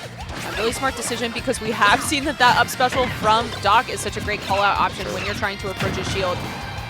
But now it doesn't have the banana, tries to pull it there, but now you kind of drop that whole ledge sequence and have to reset to neutral when that could have been an opportunity to find that Doc stock. Yeah, as soon as you get Doc off stage, like, I mean, there should be no excuse. You got to be going all hands in the paint. Like, you got to actually go crazy. But now we're getting another trip with the banana. Very nice follow-up from Danny, and we take D-Dog's first character. Right. Now on the Mario, though, still has pretty decent extra percent, 58 on that Diddy Kong, but now we can see that Danny's kind of slowing down a little bit, using these platforms. Oh, and there's that call out with the up smash, too. Like, the monkey flip seems like the best option to close the distance between both players, but if, oh my gosh, yeah, if Dingleton's able to find the call out there, tries to get it with the up smash, too, and now we're seeing a pretty rough situation for Danny. Yeah, I was going to say, Quandale was turning on the fundies, and then he started charging up smash over there. Yeah. That's cool. We're just going to let that slide, but regardless, I think definitely like the movement has been so slick for him on this Mario right now. Like, this has been a stock to remember. Trying to get this big push with the flood as well. Obviously, it's not going to happen here, but I do like what you mentioned. Like, the call-outs on the monkey flip are really good. Intangible hit with the up smash, you got to go for that kind of stuff. And now we're following up with like really nice grounded options as well. He was playing a very, very grounded game with Mario, which you don't often see. Yeah, that whole sequence there, ending in the kill off of the banana, was so strong. Just recognizing the way that Danny's trying to get in, has a really good read on his movement. Yep. But now Danny getting a lot of extra percent with this wolf. Just this nair. There's that back air again. You have to be so careful trying to retreat to center stage, but now this is an opportunity for Quandale. Jeez. Yeah, they are both looking for some like haymaker F smashes, which I appreciate. They both have the kill power behind them, so you got to get going for it. Mario's on a rage. He's going to be able to look for something there, but yeah, you give up stage control, and now what happens? Look, you see the charge up of the back air, but it was just not fast enough. Quandale catches a little scramble and survives. Great. Yeah, just trying to find this back air from Danny. Oh god. I like that. Tries to find like a tech chase situation too, but Quandale not landing in tumble and still able to get the shield out. Yeah, but now we're parrying the nairs on Wolf, and like I think that's the best way to deal with it because you know it's gonna, again, it's an active move. You just let go, like let go and get the timing right. You definitely will punish. The back throw for Wolf is the kill throw, so we are gonna see it work out. Danny bringing it to a Steve last character. I don't know. This is tough. Yeah, this is not the situation that you want to see going into this last stock. Yeah, and so much damage off of the minecart too. Setting up the TNT is just going to force Danny to be a lot more patient in the way that he's trying to approach. Does have the reflector to deal with the minecart too, but a lot of the time we're seeing that Quandale's just staying in the minecart, then you can't reflect it. Well, he's also doing like really like short hop height anvils. So it's really hard to react on that because it's not coming from all the way up there. Like it's like this height because he knows it can't be reflected. You just got to catch Danny slipping a little bit. Yeah, and just choosing to mine more resources. Now has the diamond. Okay, gets that down tilt there. Oh, but misses that opportunity. Couldn't find a grab to throw him off stage and just reset the situation. So now Quandale just going to the other side of the stage. It feels like they're just kind of flip-flopping, using the platforms. Ooh! My gosh. Yeah, but we're at the part now where he's getting a lot of stone. Like, he's building up a lot of stone, and that makes for strong walls. And he's got plenty of resources. We can keep pulling them up, but at the same time, Danny's got to get past those walls, got to get past the minecarts, looking for every opportunity to throw out a back air. We got to get the... Oh, wait, okay. Was that an attempt at, like, a two-frame? Honestly, Danny's playing so well in this last stock, though. I mean, he started the stock at like 90% and has only been hit a few times. Finds the back air. Yo, that's crazy. Okay. Not going to kill just yet, but now Danny in a really great situation. Nice. Finds the F tilt on the neutral get up too, and Danny going to bring that back when it seemed pretty hopeless. Yeah, it definitely looked like Quandale was going to take it to a game 3, but Danny, the wherewithal to just be like, okay, cool, and even pass a fake kill screen, get one good back air, and then waits for the neutral get up. And I feel like Quandale just kind of phoned that last get up off ledge option in. So we'll have to see. I mean, Danny looking pretty good, 2-0. Yeah, I think in that situation it's really scary because Wolf is just so strong at the ledge. Like, you don't want to jump because he's always looking for that back air. I feel like that's like the name of the game for Wolf. So just trying to neutral get up and hope that he doesn't get the timing is a lot of the time your best bet. You don't want to roll into an up smash too. So that whole situation, like, I don't blame Quandale for neutral getting up into that, but just really good stuff. Strong play from Danny. Very true, very true. I think I want to take a look at B, because this one was going to be Beastly No Tag, but this is actually now Beastly Blue Boo, who beat No Tag in that upset that we saw. So I'm kind of excited to see what happens here. Beastly, obviously one of DFW's own, very, very proficient Diddy Kong and Nest player as well. I played doubles with him one time, and he just goes through the whole rotation of characters. He does play every character. Yeah, I'm not surprised to see him. I've seen the Doc as well, like the Doc in like that low tier bracket. He's crazy. His Incineroar too. True. Man. Yeah, every good character that you can think of, Beastly plays it probably. Still getting stuck here on the ledge against Blue Boo's Roy, who honestly, Blue Boo has been like surprising me multiple times today. We are going to take it to a game 3. Yeah. Yeah, really good stuff there to Blue. I think the Roy is super strong. I think that is their main. Probably. But good to have it here in the swing position. Obviously, Blueboo has been doing really well so far in Squad Strike from what we've been seeing. So I'm excited to see how this game 3 goes. We got Diddy Kong. Yep, there it is. Diddy Kong, Ness, Dr. Mario. That's the Beastly trio. That's what I would expect here. But Blueboo, we're sticking with the same characters we saw earlier. I do like the combo between like projectile heavy character in Young Link, but also they're both combo characters, both and Roy. So we're getting a really very interesting spread. Actually, I don't know. I need to stop saying things that I'm not sure about, because I know that Blueboo is Michigan, but I don't remember if they play Roy or Young. Cool. Well, this is one of Midwest's own. Yes. This is really exciting to see because even if we don't, I don't think I've ever heard of them. It's just like it's not. Maybe maybe singles is fun, but like maybe Squad Strike's your thing. Yeah. Ooh, okay, but big damage starting out here for Blueboo, just keeping Doc trapped at the ledge, using a lot of these projectiles to shut down the momentum from Doc, but now Beastly doing a great job of fighting out of the corner and tying up percent. I think the damage output's definitely going to be in Doc's favor. Oh, yeah. There's the down B. As you can see from Beastly's stag too, he knows what he needs to do. Yeah, definitely. It's like that is a really good option, you know? It's like those kind of spinny moves like the down air for Mario, down B for Luigi. These are all like really nice options. It's a long-lasting active multi-hit that you can get a lot off of, especially against Young Link, who's going to kind of jump around and like do some stuff. You got to use those options to the fullest. And right there, we're going to see the up smash, another intangible head move that's really going to come in for the anti-airs that you need. Okay. There's the up tilt there for some extra percent, but still just not in a situation where I think we're going to see a kill just yet at center stage. You can see that Blueboo's going for the jab, trying to look for the jab into back air, or just catch Beastly running towards center stage with the F tilt too. Falling up air is going to be great for combos at lower percent, but at this higher percent, it seems like it's just not really working out to find a stop. But hey, I mean, we will take it even if it's a trade. Yep. Blueboo just kind of throwing out those anti-airs. I love it. The air-to-airs as well, but look at that. Yeah, the jab block. Love to see it. Gonna have to wait, and the tail in. Oh, yeah. Perfectly placed. I love it. Beastly just knows how to put Roy in the dirt instantly. Yeah, those jab lock situations against Ness are so important to hit your techs because he can use that F smash, and it's so much knockback and so much power to just really put Blueboo in a pretty bad situation, and now Beastly struggling to get back down, but still in a pretty good situation with the whole stock lead. Yeah, that's true. But taking some damage here, I mean, obviously, Game & Watch will bring you up to kill percent quickly enough. And against a floating character like Ness, very easy to get those juggles. We're already seeing it very difficult for Beastly to get his feet back on ground. But what I assume was a runoff fair is now turning into a dash attack, so that's not great. Yeah, I think air-to-airing against Game & Watch is really hard for a lot of characters. I think Ness has the hitboxes to do it, but you don't want to play super grounded against Game & Watch either because that down smash is so terrifying. Oh, jeez. That almost was like wrong place, wrong time situation. Beastly gets out scot-free. 151, though. This is Blueboo's time. You got to get something here. You got to stay alive here because you kept the percents low. That's great. You just got to get the kill and make sure that this is all the extra credit Beastly's able to get. Okay, F-throw going to send off stage, though. Yeah, really good awareness there with the yo-yo. I feel like the up B hitbox from Game Watch can make it a little more difficult, but the back throw not going to take it just yet, but so close. Yeah, next one will absolutely do it. Got to watch out here. And PK Flash, of all things. I get it, but the air-to-air, finally we're able to use the magic hands, magic feet. Those disjoints are really good for Ness, especially against a character like Game & Watch like that, who wants to play aerially, but does get caught up in a lot of these like trades and clanks and stuff like that. So good stuff to Beastly. Going to be able to take that 2-1. What are you thinking? PK Chris Atomic? I'm down for that. I think more that DFW. looks. Yeah, that looks good to me. Honestly, PK Chris looks like we still got more enough of a game left. It's 2-2. Atomic is up game 1, which is pretty good, and we're seeing PK Chris fire back now. Atomic on the Ness. A lot of Ness in Squad Strike, I think too. Yeah. So I take it that Atomic used Rob first then? Probably. Yeah, so this is a rough situation. You can absorb the side B from Joker. You can. I don't think you can absorb the actual projectile, but when it activates and has the area of effect, then I think you can absorb that. Gotcha. So either way, like it's one of those things that it's just very, very niche.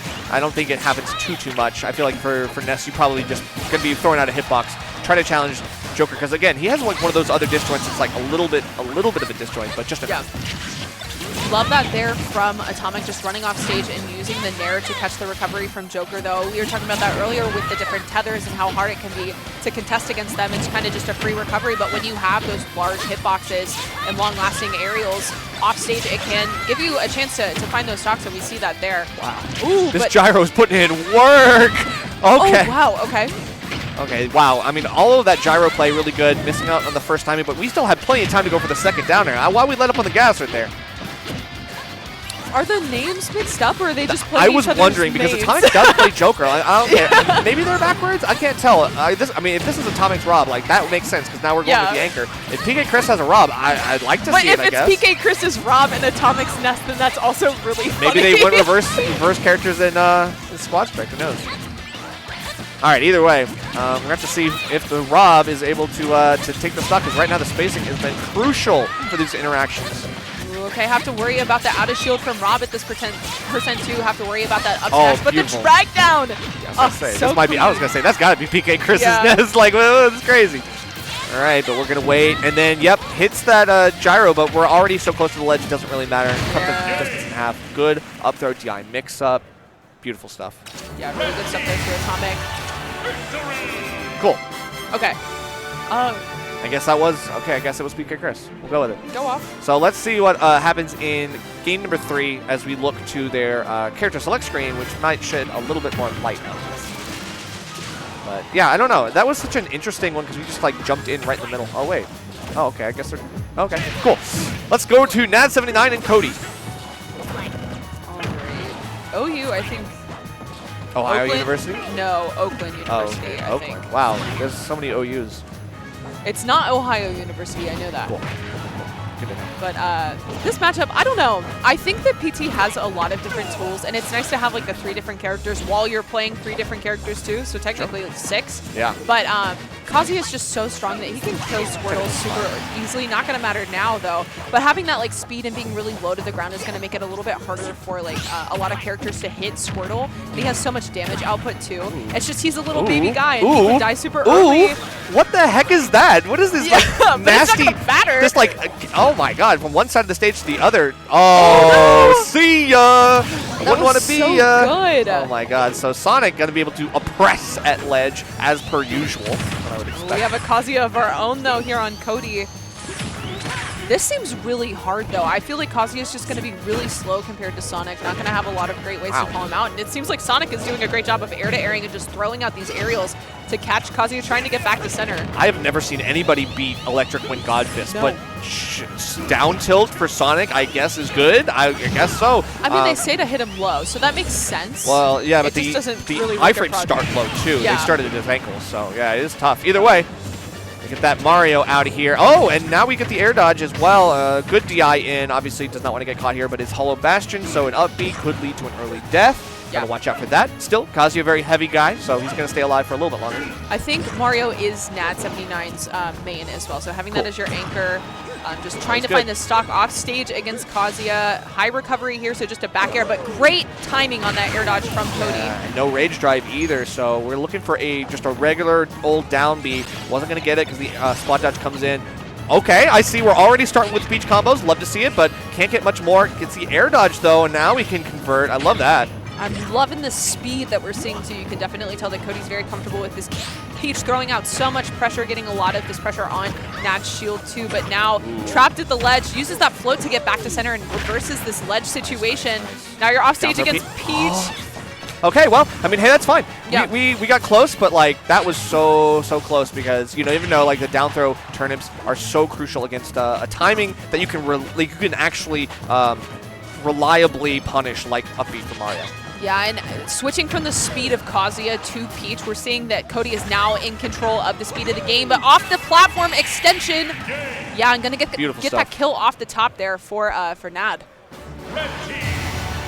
Good stuff. So Nad looks like it's gonna be taking it with a 2-0. Again, it's just like one of those crazy matchups that you never know what you're gonna see, but like a lot of Mario. Like we're seeing so much like good Mario play.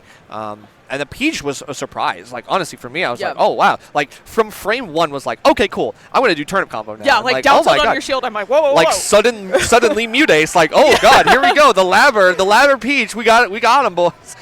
All right, so this is, I think that's all we got for right now. I think we're going to be loading up the next round of Squad Strike. Yeah, cool. So, welcome everybody. You know what it is. Riptide 2024. We are a P tier now, and we're loving it. Yeah. P tier for pretty cool commentators. I like it. Yep. I like it. Pretty cool commentators, all one word. Tier. So yeah, you know what it is. We've obviously been having a great time here at the Kalahari Resort in Sandusky, Ohio. Lovely place, even though it's a little rainy today. Doesn't matter. It's okay. Look, I love the rain. I'm here for it. I woke up, I heard thunder. I was like, oh, It's what like a good water day. park. It's like you're gonna get wet anyway, right? So Yeah, and most of it's inside. Like, that's true. whatever. That's true. And it's a lot nicer in here. Yeah, Yes. honestly, the scenery is great. You can't see anything behind us, but like the venue is really nice. I'm sure Yeah. you'll see some in the Stingers. Maybe do some like crowd mic later or crowd cam later on in the tournament. But this is Squad Strike. We are still doing it here on the side stream. This is the first of many events here at Riptide 2024. So much going on. So many great players. So many things. Who you got this weekend? Who's going to win singles? Man, that's a hard question. So many people signed up last second that I don't remember. I'm just gonna go like, doorstop. Okay, that's fair. That's fair. Who do you really think is going to win though? Probably Really? Mia. Mia? Okay, that's a safe bet. I think everybody's. I've asked a couple people. I'm like logging everyone's like answers to see what they say. I think a lot of people are saying Mia. Yeah. It makes sense. Like he's the new hotness, you know, and we do love fighting Game & Watch. Wii. Nintendo Wii. Not me. Not me. I'm just saying. Like, some may say, but not me though. But like, yeah, you know how it goes. Oh yeah. So, you know, like Genesis. Oh yeah. Well, how about Genesis Black? Oh whoa. Yeah, you never had this one. It's like San Jose, California, October 12th and the 13th. This is the new one out of Guild House. It's like an extended Genesis. Like we already know and love the tournament series. Oh yeah. But let's be real. Like we can't get enough of it in our lives. So having kind of like an interim Genesis, a very very large regional that could potentially become a major, is always nice. So if you want to be out there, out in lovely California, you got to make sure you register now at StartGG/GBlack. Love the vibe of the graphic too. The black and red is slick. Very futuristic. Yeah. I like the cyberpunk sort of style. It's giving like Star Wars Final Empire or whatever. Yeah, like this is like the name of, like you could just see it's like the name of like a droid or something like that. Like, oh. Big fan. Very, very cool graphic. The graphic designer is putting in work. Love to see it. I see Krispy Kreme there. Krispy Kreme. And I see No Tag. No Tag's back. Okay. Love to see it. This is probably going to be checking out his loser's side run, I'm assuming. Love to see who he's playing against, because he's definitely one of mine to watch. But there's plenty more. Of course, it's a quad stream, so we get 4 games at the same time.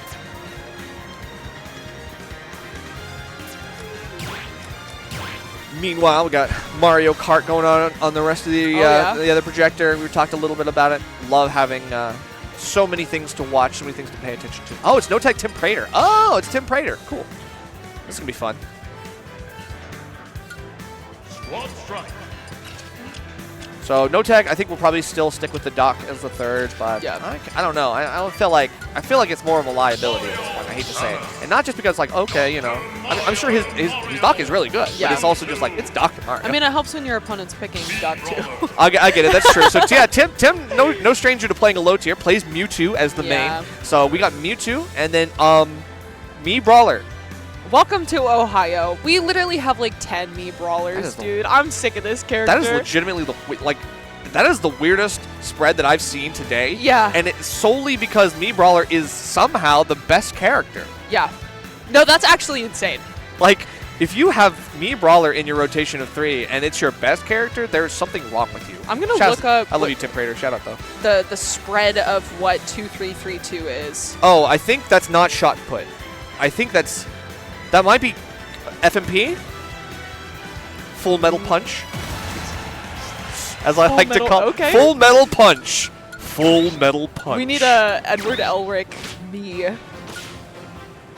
Yeah. Flashing Put it Mach on Punch there. is the Yeah. actual name. Gotcha. Like, you know. I think that's flashing. Oh, Doc. Oh, Doc is the Doc Dittos. Yeah, but that's not till later. We gotta get through the rest of these guys true, first. true. Okay, right. I see both stocks, so we can just see. Yeah, the Doc honestly, we Ditto. just one stock to go. Like honestly, just like do Doc Ditto and that's it. technically you could just pick. What's stopping them from just picking Doc all 3 times? True. Anyway. So this is Mario versus not Mario. This is the guy who wants to be Mario. I mean, basically Mario, but you get to pick your moveset. True. And you have projectiles that are, in my opinion, better than the fireball. Definitely usable, I'll say that. We'll have to see what happens. We haven't seen too much of the moves. Okay, we got suplex. So obviously that's good. Forward throw. Might not see anything. Oh, yep, that's the flashing Mach punch. You can see it off there in the. It stops your momentum, so it kind of freezes you in midair, and you can cancel it. So it just like boops them, lets them fall. Maybe they buffer an air dodge or something.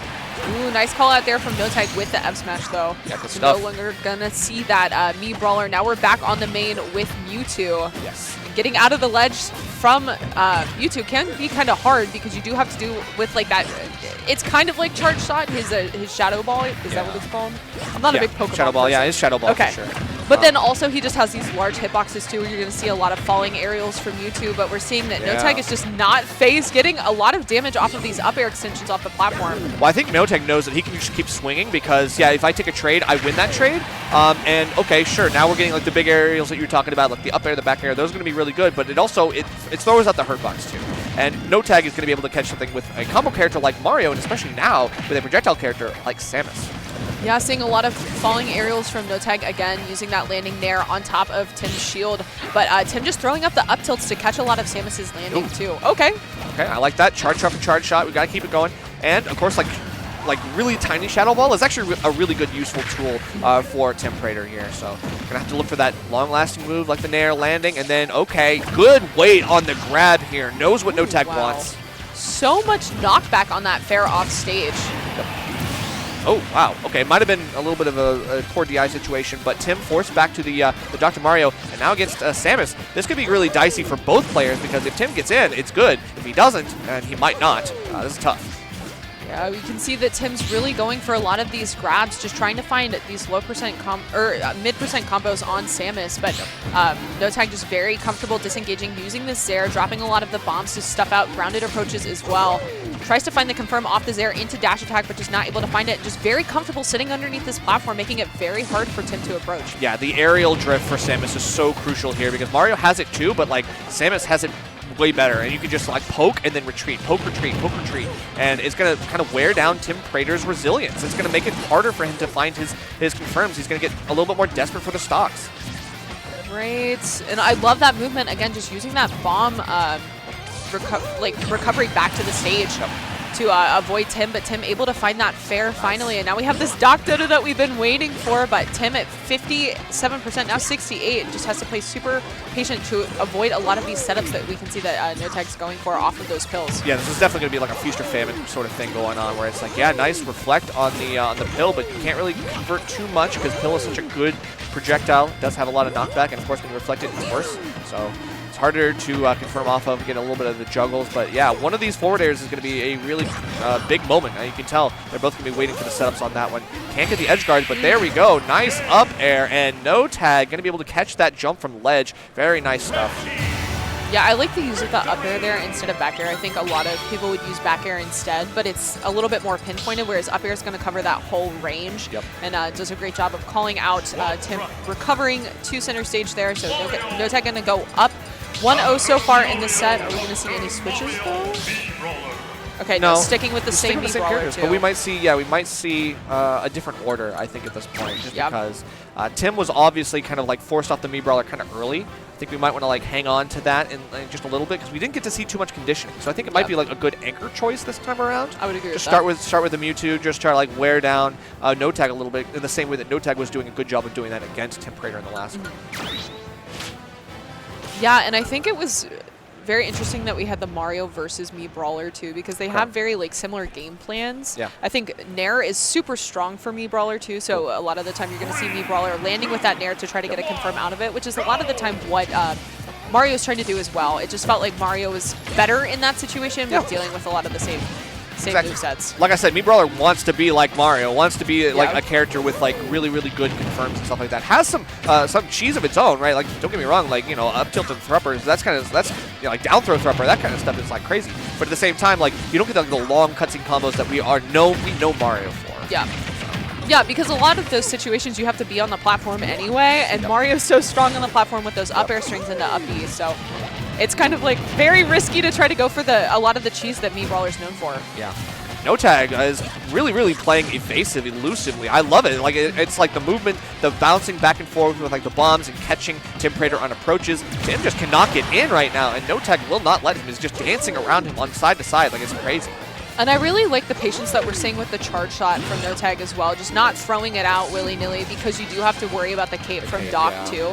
And don't want to take that ton of percent that would be reflected at him. But using that Nair to kill off the side there, a really strong move. I feel like a lot of people really sleep on Samus Nair, but it is such a good like air-to-air option because it is so strong and can, even at mid% send you off stage, which Samus, again, is just super strong at the ledge. So you never really want to be trapped there against her. But again, just this movement from No Tag, just making it really hard for Tim to find any of these combo starters. This is the problem when you play two Brawler type characters, right? It's just like, okay, I play Mario and I play Brawler. It's like those two characters, especially now that you don't have shot put, it's really hard for you to get in on a projectile character like Samus. You obviously have to use your air drift, and that can be good. But at the same time, like, look at how difficult it is for Tim Prater to pin down No Tag. He's just going from side to side and using the B reverses on the down Bs to just get out of harm's way. Yeah, for sure. And you have to commit to a double jump too, which like if you're off stage as Brawler without a double jump, that is death against Samus. So you have to play super patient, try to catch the landing from Samus, and we're going to see that here with the Mewtwo as well. But if No Tag just continues to use these platforms, use this really smooth movement from Samus, it's going to be hard to find the kill. But that fair finally going to find it out of the confirm of the down throw. And now No Tag in a very good position. Oh yeah, especially now that we have like 75, we're close to kill percent, and we're about to find out why. No Tag brings it right home. Love to see it. 2-0 over Tim Prater. What a finish with the Mario. Yeah, that was such a like straight down angle too. Just immediately sending Mewtwo to the blast zone. So No Tag gonna take that 2-0. Despite game one being pretty close too. I feel like just the adaptations that No Tag made in that game with the Samus and just being able to hold on to that stock for as long as possible. That's the problem with Mewtwo. It's combo food, and it's easy to get that confirmed with Mario because it just links into itself. Anyway, so let's, what do you think? Chase Roger? I'm feeling Chase Roger. Yeah, sounds good. Let's go to B. So this is already on game 2. Chase won game 1, but we are on a fresh game, so very early in this one. Only 30 seconds in. Love to see it. Chase, we would expect him to be in the lead, but at the same time, Roger, I mean, we got to see what happens here. This is an interesting sword fighter, spread the Fire Emblem trio. Yeah. Yeah, Roger going to be an Ike main from Kentucky, so that's going to be his strongest character. But I love the displaced Phantom that we're seeing from Chase so far on this Zelda. It's making it very hard for Roger to get in. A lot of the time you can hit Zelda when she's setting up that Knight, but when she puts that Phantom in front of her, your hitboxes are not going to matter. You're just going to hit that Knight instead. Love the down tilt into up air, though, that we're seeing from Roger. Zelda's going to really struggle to land in these situations. She does have the neutral B as a get off me option, but if you wait that out, you can blow her up as Corrin. That's true. And Zelda said, I may not have a sword, but I know someone who does. Yeah. I got my sword fighter right in the back. Don't worry about that. She's got her bouncer. Yeah, definitely. It's very much like a bouncer, like, let me see some ID first. Is this guy bothering you? Oh, here we go, but almost gets the kill, and look at that. Zelda comes out on top. We're staying alive, 148. A lot of rage here with this character, which is kind of crazy. We gotta finish this with Roy, and there is a great way to do it coast to coast. That's gonna do the most. Yeah, Roger recognizing that Zelda really struggles getting out of the corner. She's gonna have to use like a dash attack or just try to use the platforms to get out of there. And Roy's really strong in the corner if you're able to use that side B and shut people down, but now struggling to get back onto stage against Sonic. Yeah. We see this matchup so often now. I feel like this is a very like meta-relevant matchup with. Yeah, honestly, I know they both have been watching their Spargo versus Cola, or not Spargo versus Sonic's grand finals quads, because like that's the blueprint, honestly. Yeah.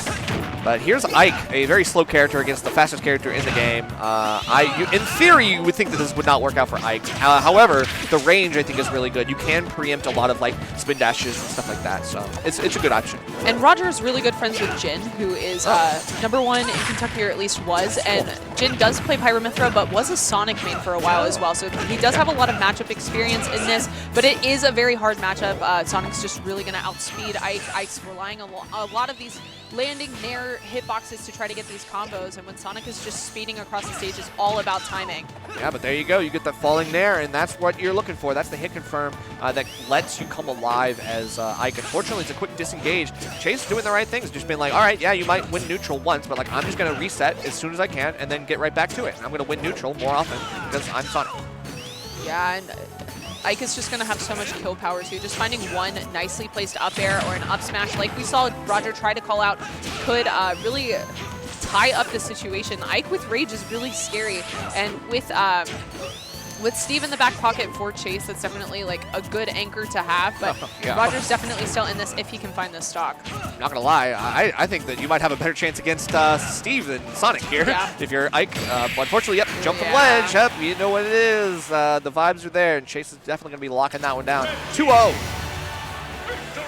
Let's see what we got. Aqua Azrael, Mimi D Money. That one looks like it's almost over. So, let's check out Aqua Azrael. I think that one's just about to start. Yeah. That one's gonna be interesting because we got Terry on screen. That's the anchor, but it's starting off with the DLC Pack 2 matchup, which is Aegis versus Kazuya. Okay. Yeah, so Aegis is going to be, especially on Mythra, is going to be very fast to try to walk down Kazuya, just using a lot of that landing there to get something started. Foresight also going to be super clutch when you're dealing with those really strong hitboxes and combo openers for Kazuya. But just one good hit here for Aqua can get for Azrael can get so much percent. Do I know this player? The Aqua with the Japanese tag, Swagamuffin sponsor, and then also Corrin and Aegis. Is this Toa? Like honestly, it's like it's like that guessing game Yeah. what's the one? You know, the one where you like the little people you have to guess who it is. Oh, guess who? Yeah. Guess who? Yeah, guess who? Yeah. You have to guess who it is. Yeah. Guess who? Oh, I'm so smart. Yeah, this is like Guess Who, but like with a character that, okay, I might know. This might be Toa. Anyway, let's go. It's Kazuya, which means if it is Toa, you know this matchup. Not really. It's fine. That was a really good setup there from Azrael using that Rage drive, but now has the Corrin, and I think Corrin's going to have a lot of the spacing tools that she needs to deal with Kazuya, just being able to use the back air and not engage with Kazuya, not be in range of the electric, and nice spacing there with the back air, just sets up for that pin perfectly and gets the tipper. So now back in this, dealing with another Doc. Yeah, another dog. Honestly, this is like the character of the day for us. I think the character of the block at the very least. But against Corrin, again, we talked about how Corrin has like really good range. Obviously, you can preempt a lot of stuff, and that really does make it harder for Doc to get in. However, the pill is the X factor. I think that's the thing that really can help close the gap faster. Unfortunately, you do have really good get off me tools and some really good zone breaking tools. A grab for Corrin's really good. Pin. Stuff like that. Yeah, I think just using that back air like we're seeing so far, using the fair and just spacing it on Doc's shield is going to make it really hard for him to get in. And I also think that using the up air has been a ton of percent for Aqua as well. Just catching Doc trying to land, he's not going to have a lot of really good mix-ups when trying to land, and that hitbox is so big. One of the best up airs in the game, in my opinion. Yeah, I definitely wouldn't argue with you there. It's huge. So it's one of those things that like it is incredibly useful. Unfortunately, if you're not able to use it at all, like you're stuck on the ledge against Dr. Mario of all characters, yeah, he's definitely going to take every inch he can get and turn it into a mile. That's just how it goes. But We Fit Trainer, I mean, this is an interesting anchor because you do have the deep breathing, you have like a lot of kill power to kind of finish this stock, which is almost fully cooked. We just got to do something here. Okay, love that use of the down special though to get around the soccer ball. Is it a soccer ball? It looks like a soccer ball. It's like a medicine ball, I think. Ball. I feel like it's a medicine ball. It might be a soccer ball. I don't know. I can't really tell. It doesn't matter. She's a fit queen. It can be a multi-purpose ball. I would hope it's a medicine ball because honestly, it makes sense why it hurts so much when you get hit by it. Like, please. A soccer ball should do like 5%. Yeah, exactly, right? I was like, okay. But now we're getting a nice little zone breaker. I love that. The down tilt to catch the run in. Unfortunately, we are stuck there on the platform. Don't want to be there against Dr. Mario. This is already where the combos really become worse and worse for you. Oh my gosh. Yeah, this pressure from Azrael is so strong. I love the back airs that we're seeing as well. Just catching Aqua trying to hit him, but that fair going to come in clutch there. And now we're at even stocks, but against Terry at the ledge, yeah. Just that nice confirm there out of the down tilt, going to win Azrael that first game. Yeah. It is what it is. I mean, I feel like Azrael, I think, is a character that is recognizable enough, but this is still, I believe, yeah, this is loser's side. So Aqua did lose to Guy in winners semifinals, and now I think this is the one to decide who gets out, right? To that top 32, I think. So this is going to be kind of interesting. Obviously, Aqua sticking with the same characters. I'm looking this up. This has got to be Yeah, this has got to be. Yeah, okay. This is absolutely Toa. This is Okay. You change your he changes his tag like every 3 weeks. No, that happened to me with Chase when he was on Coinbox. It was like Yeah, iHosino or something like that. makes sense. It's just like I can't keep up with all that. How did I just recognized? Somehow I knew. Yeah, like you just this knew. is so. You're a this fan. He's in my region. That's why I know. But like, yeah, clearly goes to like the ladder. Goes to BMS. Yeah, okay. This is definitely Toa or Swifter. Ooh. Beautiful combo there, sending Kazuya off stage. Yeah. Oh my gosh, I was going to say it's going to be hard to hit the low recovery, but when you got that perfect spacing on the pin, not a problem for you. Yeah, that's a perfect takedown of Kazuya, and I think Corrin is obviously a character that does lend itself to a lot of strengths against Kazuya. Still, against a short Italian Kazuya, I don't know. Like, this is kind of crazy. Like, he's got that electric one god fist, but not in the same way. Kazuya, if he majored in health instead of business. Yeah, that's he's not business major Kazuya. Oh my gosh, these my confirms God. into the back air off stage are so strong from Aqua in this game too so far. Bro, Now- Toa locked in. Yeah. I love it. But okay, yeah, you should know. Jab into imagination. That's the Terry playbook. Okay, but now have the Wii Fit for the second stock. Just being able to use that medicine ball, use these projectiles are going to make it a little bit harder for Terry to approach, and we're seeing that now. This is crazy. I don't think I've ever even seen Toa play Wii Fit, which is Yeah. wild to me. But we even live in a region with like 50 Wii Fit, so I mean, maybe you learn something when you fight them 50,000 times. Yeah, that makes sense. Either way, you has played against Terry. This should be a matchup that you should be ready for, I hope.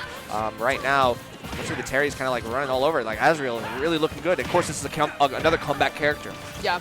I love the way that we're seeing Azriel approach, though, when dealing with the medicine ball, because it seems like it's hitting at this diagonal angle that would catch jumps really well, but he's staying grounded instead, just running up underneath it or jumping over top of it there in that situation.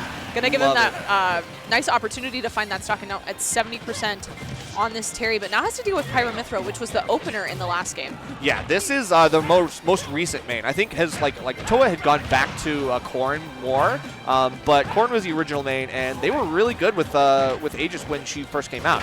When they first came out, like we were cooking, but like I think we kind of like everybody fell off the train. No way. And now we're seeing why. Oh my gosh. That was a crazy full charge on that up special. The rising tackle, really nice for Azriel. Just stopped us dead in our tracks, and was like, okay, well, let's pay attention to what Azriel's doing. Very good stuff. That was insane. Yeah, really good play from Terry there. Just able to bring that back despite being quite the deficit. Really strong game plan. Really good patience, too. Just avoiding a lot of the projectiles that we were seeing. And then, yeah, just good stuff. Good stuff. Okay, Loaf okay. East. What I kind of want to see Beast Loaf, to be honest. I do love Beast Mode Paul, but like let's watch Beast Loaf because like this is crazy. This is Midwest versus Tri-State. Obviously, wow, that's gonna be painful for Beast. He's like probably shaking his head at that one. I already know.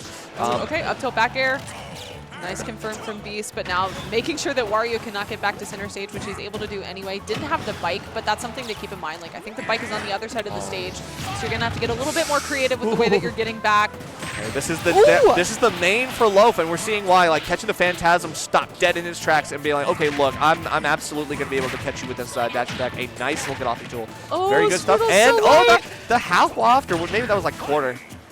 Yeah, but I do really like that advantage that we saw there from Loaf. Just missing the waft, but still really decent percent. 63 on Ivy now.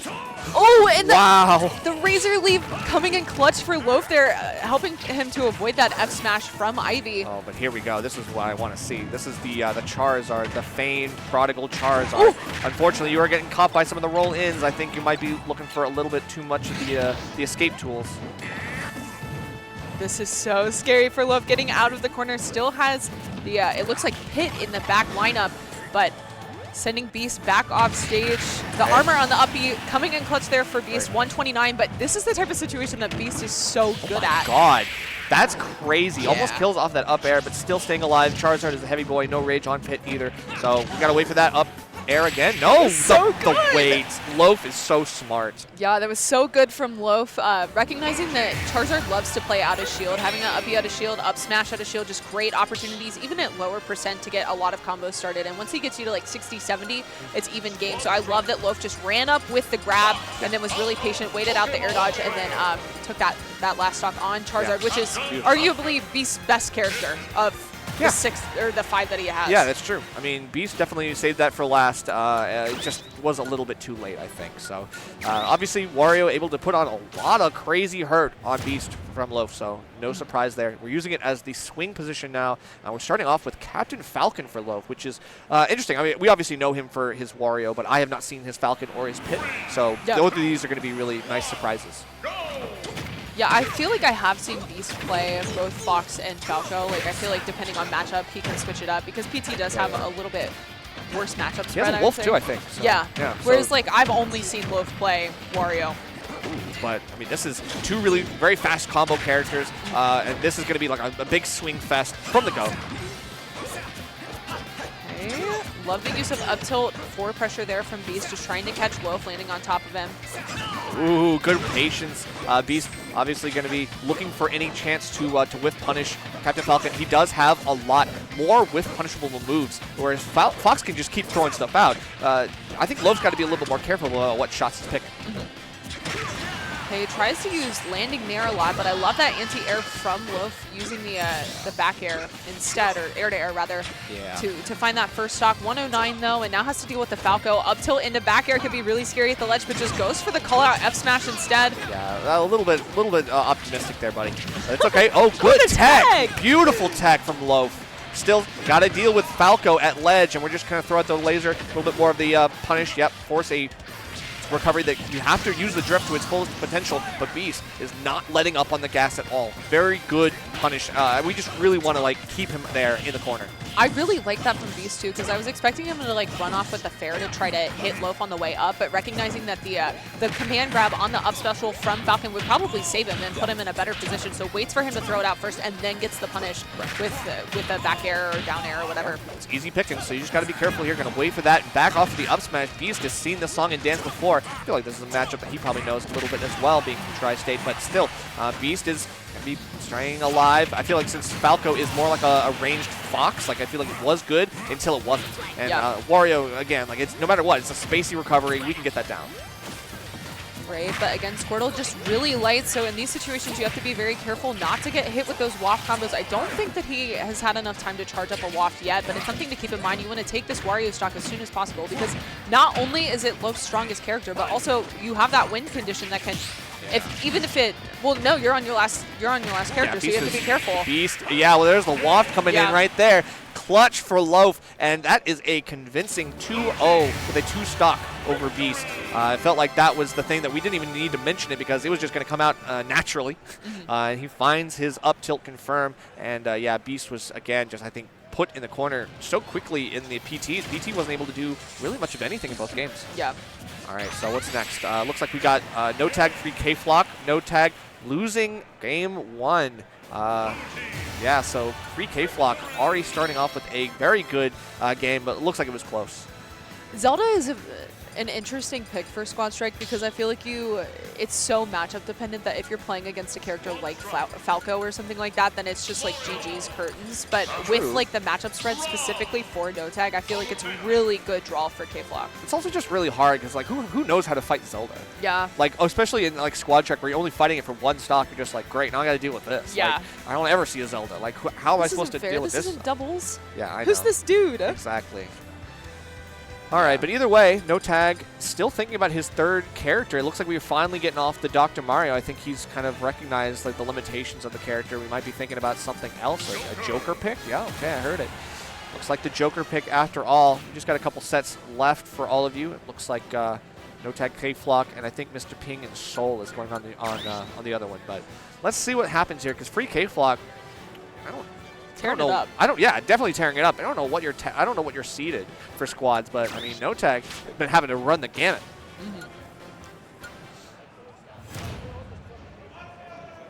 I love Zelda. I love that Zelda's getting love.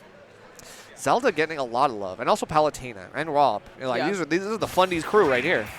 Zelda is not Fundies. I think Zelda is. I mean, you got to be Fundies. You're just a bad character. Yeah, I don't know. I think she's very. She's some cheese, yeah. Yeah, You're it depends. I think it's very matchup dependent again. I think she's like very susceptible to different, just like getting comboed and everything. But I think that her like ledge trapping is super broken if you don't have a way to deal with it. For sure, for sure.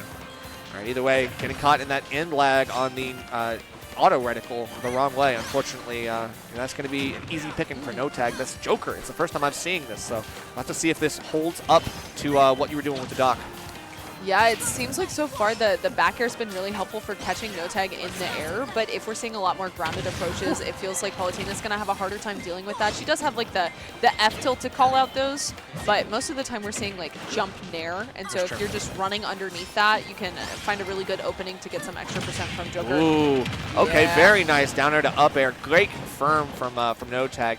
3K Flock, got to be careful about how you're DIing that bounce off the stage as well. I think it's really interesting that like no tag is playing a character with a lot of speed, more so than Mario. Yeah. But his spacing is so precise. I think that's what makes him really good with Mario and Samus as well. But I think here in Joker, I think we're actually being able to see him play like a fast-paced character where he's actually shining. For sure. Okay, doesn't have the gyro to set up at the ledge though, so just gonna get back thrown off stage. Doesn't have to worry about like an arson spike or anything right now. Just this extra tip damage is definitely working out for no tag though. Has 42% on the Rob. Just needs to find like a grab to kill off the platform with the down throw maybe. Yeah. Got to catch some of these roll-ins, I think, from 3K Flock. I think there's been a lot of rolls.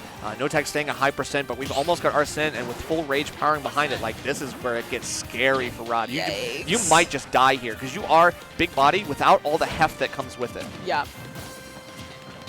Okay. That Nair doing a great job of covering that space, but ready with the reflector there from no tag, and just really struggling to find the stock from K-Flock. Oh my god. Nair still not doing it. Yeah, that's the dangerous part about Nair. It's a DIable angle, and now we're getting caught with the Randy F smash with Arsene behind it. No tag is letting it rip, and it's still working. Of course, like the up throw. Finally, we're getting something here. The kill throw has to take something here. Yeah, good stuff there to just immediately get rid of that Joker stock with the up throw, because that can be a really scary matchup for Zelda if Joker is using the down special to, regardless of if he has Arsene or not, it can be really hard for Zelda to deal with. Knight just gives like full charge, and then you also have to worry about the reflector too, but I love this offstage play that we're seeing from K-Flock, just trying to catch Samus off stage, using the Knight to set up like a panic situation. Down air is going to be super strong against the vertical recovery of Samus too. And having neutral B being a long-lasting move like that means it can catch missile. It's a good reactable tool on missile. You can keep it going because by the time it reaches you, you're still active. Even then, the Phantom, as you mentioned, Emma, is really starting to put on a lot of pressure on shield or on ledge. Even then, no tag still bursts back off of stage and doing okay. It is still hard to catch Samus, but we're doing the right tools. I feel like 3K Flock has set up these traps very nicely on ledge. Yeah, and getting like the hitbox extension on the Knight causes K-Flock to actually be able to get the F smash out for the punish too. True. Okay, don't get up into that, please. We're catching that. They're doing on the platform is a risk. Obviously, no tag going to be able to find the punish. You just got to get in. Again, you're looking to roll in too, and 3K Flock was getting a lot of leverage off of that, but it doesn't work the same for no tag. I also love the different timings that we're seeing on Knight too, just making it a little bit harder to predict when 3K Flock's going to use it. But that up B just straight into the middle of the stage, very high risk, but hey, it works out in a lot of situations, has a lot of kill power too, and a great call out. It's a good check against the charge shot. Like they were, like you can tell, no tag really wanted to get that charge shot. It's kind of like muscle memory for Samus on the ledge, or at least when she gets you on the ledge. But 3K Flock, I love the burst option. It's really nice. Still, the Zelda is doing some crazy work. Can we get this edge guard right now? Oh my god! Oh wow! No! The knockback for the up special! Hey, yo, that's crazy! Didn't expect that. It has a huge pushback, and especially if you don't tech that spike, and maybe the DI afterwards probably was not great either. Really unfortunate for 3K Flock. That almost turned into a nice reversal with the Zelda, but no tag is able to tap it in. We're all good. Going to game 3. It all starts with like that down throw. We saw the landing on the platform, didn't get the tech. That's a great situation for Zelda. That up air, super strong, a lot of damage on it, but then also you can like set up with jab lock situations on the ledge too. Or on the platform. She has like so much that she can do in those. Yeah, that's true. So just finding that lightning kick to send off stage too. Like Mario's kind of screwed if he doesn't have a jump. So you could see that you're right. He tried to go out with the down air too, but just really good recovery there and patience from no tag and winning that game too. Absolutely. So now we're getting into crunch time. 3K Flock won game 1. Probably felt pretty good about that, but then now is having a third character paralysis themselves, but we're picking Robin. Okay. So we're changing Rob for Robin. Okay, girl squad. Yeah, we do love to see it. No tag, still going to be rocking the same characters. The Joker worked in the last game, and I'll give it up, so we're going to stay with it. I think Robin and Zelda make a lot of sense to play together because they're very similar playstyles. Like, you're relying so much on that really strong ledge trapping. Using the arc fire is really good for shutting out a lot of different recoveries. And then just having those really strong hitboxes when people do get in as well. The Levin Sword is very similar to that lightning kick in that it hits like a truck. It's a lot of damage, and it can send you off stage into really perilous situations. But it's a disjoint, too. Yeah. And there's also the charge potential. You can charge a lot of the options and really kind of like bait out an approach with both Rob and Robin. So yeah, love to see it. But now we're getting a back throw with Joker, and with Arsene behind it, I'm very hesitant to get in that situation. I want to get off this ledge ASAP, especially right now since NoTag's setting it right back up. We go for the down tilt, which I think he might have been looking for down smash, but that's unfortunate. Yeah, Arsene was here and gone in like 35 seconds. Well, that's good anti-Arsene play, right? You put damage on Joker while Arsene is up, and it takes it away faster. That's sometimes why it's good to go ham when Joker has Arsene, because then you're able to remove that comeback potential. Of course, then he's got tether grab again, which makes this hard. Yeah. But also, now you're at higher percent, you don't have to worry about Arsene nearly as much either. Like, when you're playing that slower game, Arsene comes on when you're at 115, and then just a straight back air can kill you, whereas Joker's going to have to work a little bit harder to find the kill right now. Yeah, and Palutena has to work a little bit harder as well. You can see those down tilts not going to work, even though they are a very active move, very potent in terms of 2 frames, and still, NoTag staying alive. This is as even as it gets, Emma. Ooh, okay, dash attack going to be a great way to clear out the ground, though, but now trying to find this back air and just not able to find it. I love this recovery back to center stage from NoTag, and now Palutena off stage in a pretty sticky situation. Arsene almost back online too. F-tilt still not going to kill, but still just resetting this off stage for Palutena. I was going to say, now we got Arsene, so F-tilt will definitely take it, but you can tell that's why Free K-Flock is taking to the skies and be a little bit more of an aerial monster, and especially here on the ledge. We're getting the right timings on the down air. Not easy to hit, might I add. Just one nair from Samus will definitely take this Palutena stock, but now we're seeing these nairs from Palutena instead. And this is so scary for NoTag. Doesn't have enough time to set up for like the down air or anything to take the stock from Samus at the ledge, but still really good damage. Wow, even then, not going to take the stock, and now it looks like NoTag struggling again, but finally, that was a little bit of a weird call out for Free Cake Flock. I'm not sure about that. Maybe it was a little optimistic, but we got Robin on the screen now. That's all good. Wow, okay, so yeah. Back throw to send off stage, and choosing to play a little bit more aggressive here at the ledge. There's that arc fire, miss spaces it a little bit though, and that lets NoTag get back onto stage. Yeah, you're right. Okay, a trade here, and it almost works out for Robin. You can tell like you want that follow-up. Every time you like get someone above you, it's Levin Sword time.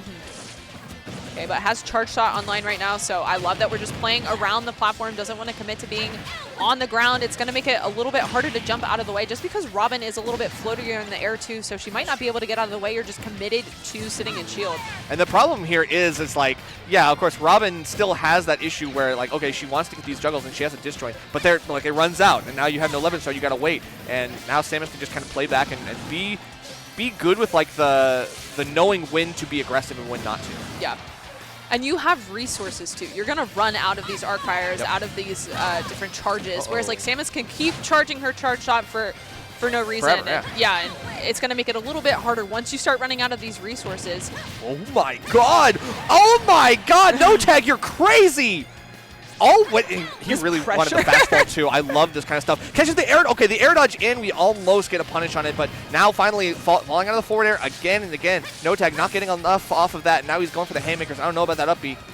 Yeah, dash attack just really good. Being a linebacker there, just running back and forth, but now in a pretty bad situation against Zelda. Just one extra hit, I think, and then we'll be an up throw percentage, so have to be careful about that. Not shielding in Zelda's face, trying to use this knight to set up the ledge situation, but I like that NoTag just ran to the other side, not dealing with it. Oh, gets the call out with the down air too, but it wasn't the strong hit. Yeah, just kind of put NoTag back down on the stage, which could have been good if there was a follow-up from Free K-Flock, but we still got to like get this edge guard. Again, it's hard to catch Samus in these situations, even with an option like the side B from Zelda. But we're finding the up throw, kill throw. That has been 2 for 2 now for Free K-Flock. I love it that they're just going back with what works. Like, honestly, you need that. You just got to take the stock. We got to do whatever we got to do. Yeah, and it looks like NoTag is not letting Free K-Flock play this zoner game, just really scrapping, finds the fair strike. That's actually insane that killed. 31! No, it's actually crazy because like in a lot of the situations where Zelda gets spiked at that lower percent because of her range on her recovery, she can make it back, but she was just in the blast zone. She was just dead. So that's insane. All right, so Mr. Ping's Soul is the last one it looks like we've got. This is game 3 as well. We're getting right down to the wire. Obviously, we are on last stock for Soul. The Diddy Kong's got to do all this work, but it's against another Falco. We're seeing so much Falco Diddy Kong. Yeah. Like, we're seeing a lot of the same characters here in this block. Right, but having that reflector makes it a lot harder to deal with the banana too. Or for Diddy Kong to yes, use the banana. Yeah, because it's like the reflector gets thrown out in front of you, so it's a ranged reflector. It's really, really useful. It's more non-committal. Yeah. Okay, grabbing it back though, but it seems like they're just kind of throwing it back and forth. Tries to find that up air, but really good timing on the air dodge there. Now at 90% on Soul though, so has a lot of damage to try to make up against this pit. Yeah, Dark Pit, actually. So this is like one of those kind of interesting ones. Like the arrows are going to be really key here to catch Diddy Kong in the barrel charge. The up special charge is going to be really important here. We'll have to see. Obviously, Pit's got to make some work happen. Wait, is that not? This is not Dark Pit? Wait, this is regular Pit. I think so. This is a regular Pit. So he can it's actually just in angle. a dark outfit. Okay. Because I was like, how do you tell? He looks So kind of usually grumpy. he looks he looks angry in his character render like on the screen. So it's like sometimes it looks okay. Anyway, whatever. Similar enough, same thing. Yeah, similar. He's enough, got the blue arrows, so I think he's it's got the regular pit. angleable arrows, which I think is actually worse for the barrel charge because Yeah. you actually can get him when he recovers low. That's actually worse. Oh, okay, I appreciate it. You went for it. You went for it. Yeah, he's shaking his head. It's like, yeah, that was kind of crazy. I should not have done that actually. Regret. All right, well that's cool. Looks like it's been an interesting block. Obviously, so many good players. We did see a lot of Chase, a lot of Beastly. Those are the players to keep watching for as you look into top 32, which I think starts soon. Cool upsets, though, too, to see a lot of the really strong players and losers, too, like No Tag, who... kind of lost early, yeah. Yeah. So, been interesting, but he's still kicking. So, you know, definitely one to watch. Obviously, this has been a fun little quad stream. Oh, Honestly, yeah. it's been a pleasure casting with you, Emma. Yeah, for sure. I had a lot of fun. Yeah. Hopefully we'll get to cast again soon. I got to come out to the Midwest more just Yeah. because obviously it's such a great region. Shout out to the Midwest. Y'all are amazing and so welcoming, so I love that. And of course, thank you all for watching us at Riptide 2024. This is only the first block. We've only started off the stream. So there is plenty more to happen today. It's not just Squad Strike, but also doubles. So keep an eye out for that. And the main event begins tomorrow. Yes. We'll see you guys later. Bye.